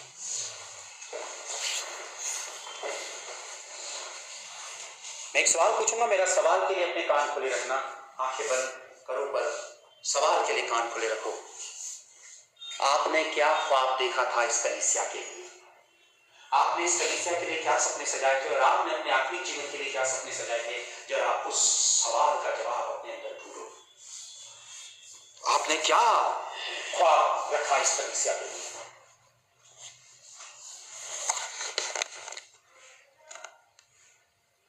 आंखें खोल दें। हम सबके सब संसार की चाहत में पागल हो गए। एक भी मसीह प्रेमी सच्चा जन नहीं, एक भी सब कुछ त्यागने वाला नहीं।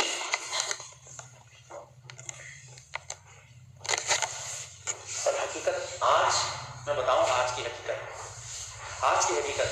एक भी आत्मा का एहसास लेने वाला नहीं, एक भी प्रार्थना में प्रभु को महसूस करने वाला नहीं, एक भी आत्मा से परमेश्वर के वचन पढ़ने वाला नहीं, एक भी आत्मा की याद में चलने वाला नहीं। प्रार्थना में वही संघर्ष चल रहा है जो समझ में नहीं आती प्रार्थना। वचन वही पढ़ा जा रहा है जो ऊपरी तौर पे पढ़ा गया, ऊपरी तौर पर बाहर कर दिया, अंदर बैठ ही नहीं रहा है। प्रार्थना भी ऊपरी, आराधना भी ऊपरी। वर्शिप में जब आप आते हैं तो वर्शिप के गीत गाते हैं, लेकिन आत्मा में आग पैदा नहीं हो रही है, आप डूब नहीं रहे हैं प्रभु में। जब वचन आप पढ़ रहे हैं तो वो वचन आपकी जिंदगी को झकझोर कर कहीं और से कहीं और नहीं रख रहा है। जब आप प्रार्थना कर रहे हैं तो आप प्रार्थना को बोझिल समझ रहे हैं। कैसी स्थिति में आगे हैं देखिए, प्रार्थना खत्म, आराधना खत्म, वचन की संगति, वचन का भेद खत्म, सारी चीजें खत्म, सारे ओर से रास्ते बंद और आप एक मुर्दा लाश के समान पड़े हैं। यही स्थिति है और ये वास्तविक सत्य है, यही सत्य है।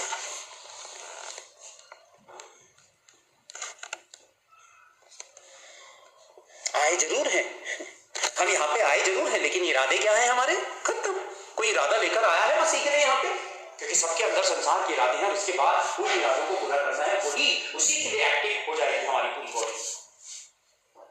हम कुछ घंटे बैठना नहीं चाहते हैं, हमको बर्दाश्त नहीं होगा कुछ घंटे बैठना, लेकिन संसार के लिए हम 24 घंटे बिता देंगे।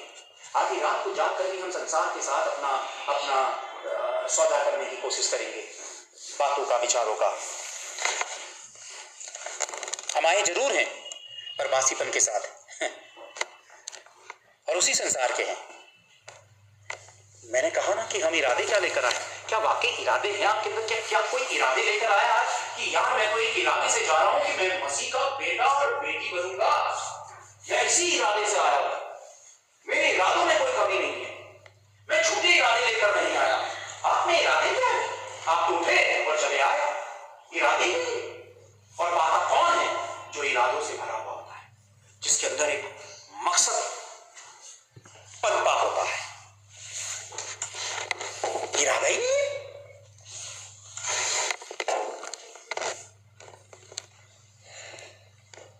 मैंने कहा ना अपना इरादा बताओ, अपने अंदर झांको। आज तो झांक लो कम से कम, और कठोर मत बनो, कठोर मत बनो। ठीक है, ठीक है, ठीक है, ठीक है। आपको छुड़ाने के लिए कौन आया?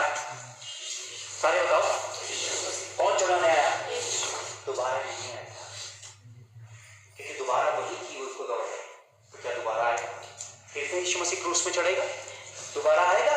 उसने छुड़ा दिया आपको, वो दोबारा क्यों छुड़ाएगा? और आप फिर से बहेले के जाल में फंस गए हैं।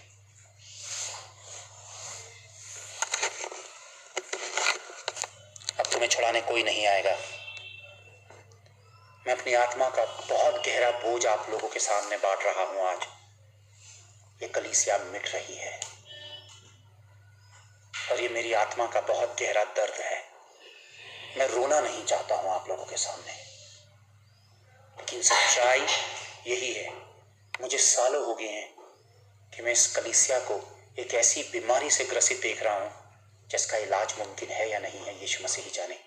लेकिन मैं इस कलीसिया को मिटते और खत्म होते हुए देख रहा हूं, और यहां पे मैं बैठे हुए सबको मुर्दा देख रहा हूं। संसार से पूरी तरह से मुंह फेरने वाला एक भी नहीं। कैसे यीशु से कहोगे कि प्रभु मैं तेरा हूं, तेरे लिए मैंने पूरे जगत को छोड़ दिया? किस जुबान से आप कहेंगे?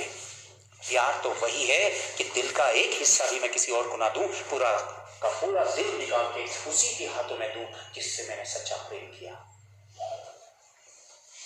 और मेरा सच्चा प्रेमी मेरा यीशु। संसार बड़ा है या यीशु मसीह बड़ा? मुझे बताओ। संसार के पास उत्तम है या यीशु मसीह के पास? संसार बहुतायत से भरा है या यीशु मसीह? जब आप नाम यीशु मसीह का ले रहे हैं तो फिर आप पीछा संसार का क्यों कर रहे हैं? जब खुद कहते हैं कि उत्तमता यीशु के पास, सारी चीजें यीशु के पास, तो आपकी दौड़ संसार की ओर को क्यों?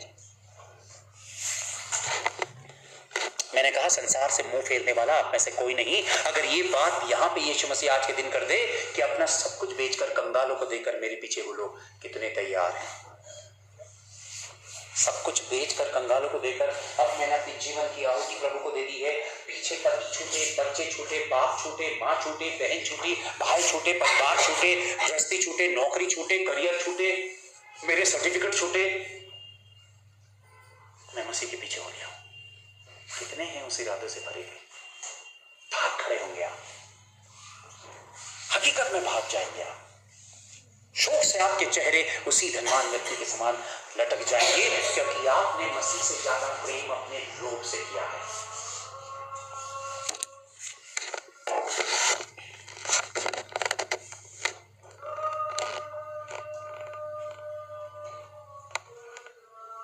मुझे समझ में नहीं आता है,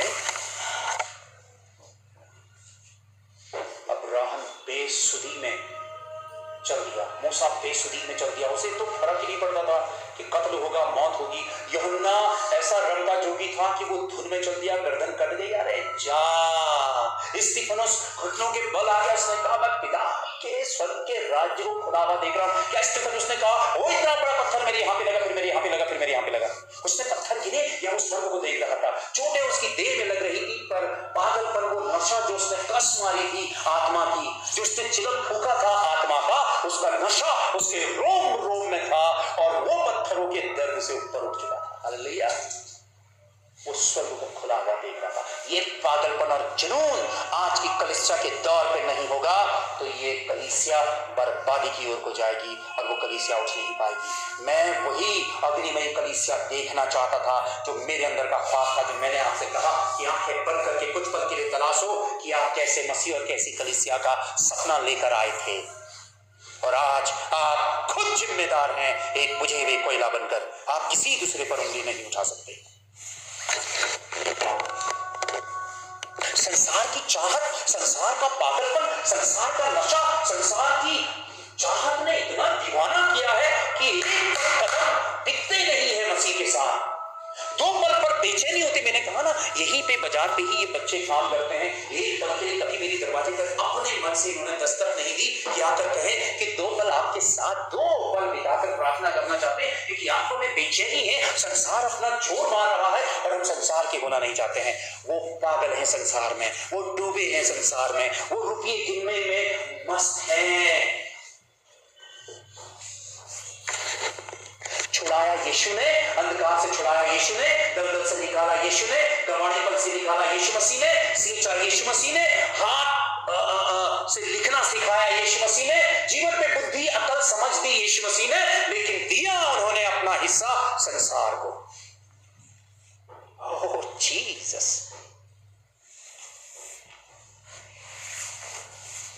इसलिए तो यीशु ने नहीं निकाला था आपको। आकार यीशु मसीह ने इसलिए नहीं दिया था कि जाकर आप नुमाइश बन जाओ संसार की। कुछ तो भूख दिखाते यार, कुछ तो प्यास दिखाते, कुछ तो चीख और चिल्लाहट निकालते अपने अंदर से। कितनी आसानी से तुमने अपने जीवन को गिरवी रख दिया संसार के हाथों। कितनी आसानी से आप संसार के हो गए, कितनी सरलता से। हम संसार के साथ हैं, मसीह के साथ नहीं। एक भी संसार को पूर्ण रीति से छोड़ने वाला नहीं, कोई मरने मिटने वाला नहीं। हमने क्या सपने सजाए थे, आज हम कहाँ खड़े हैं।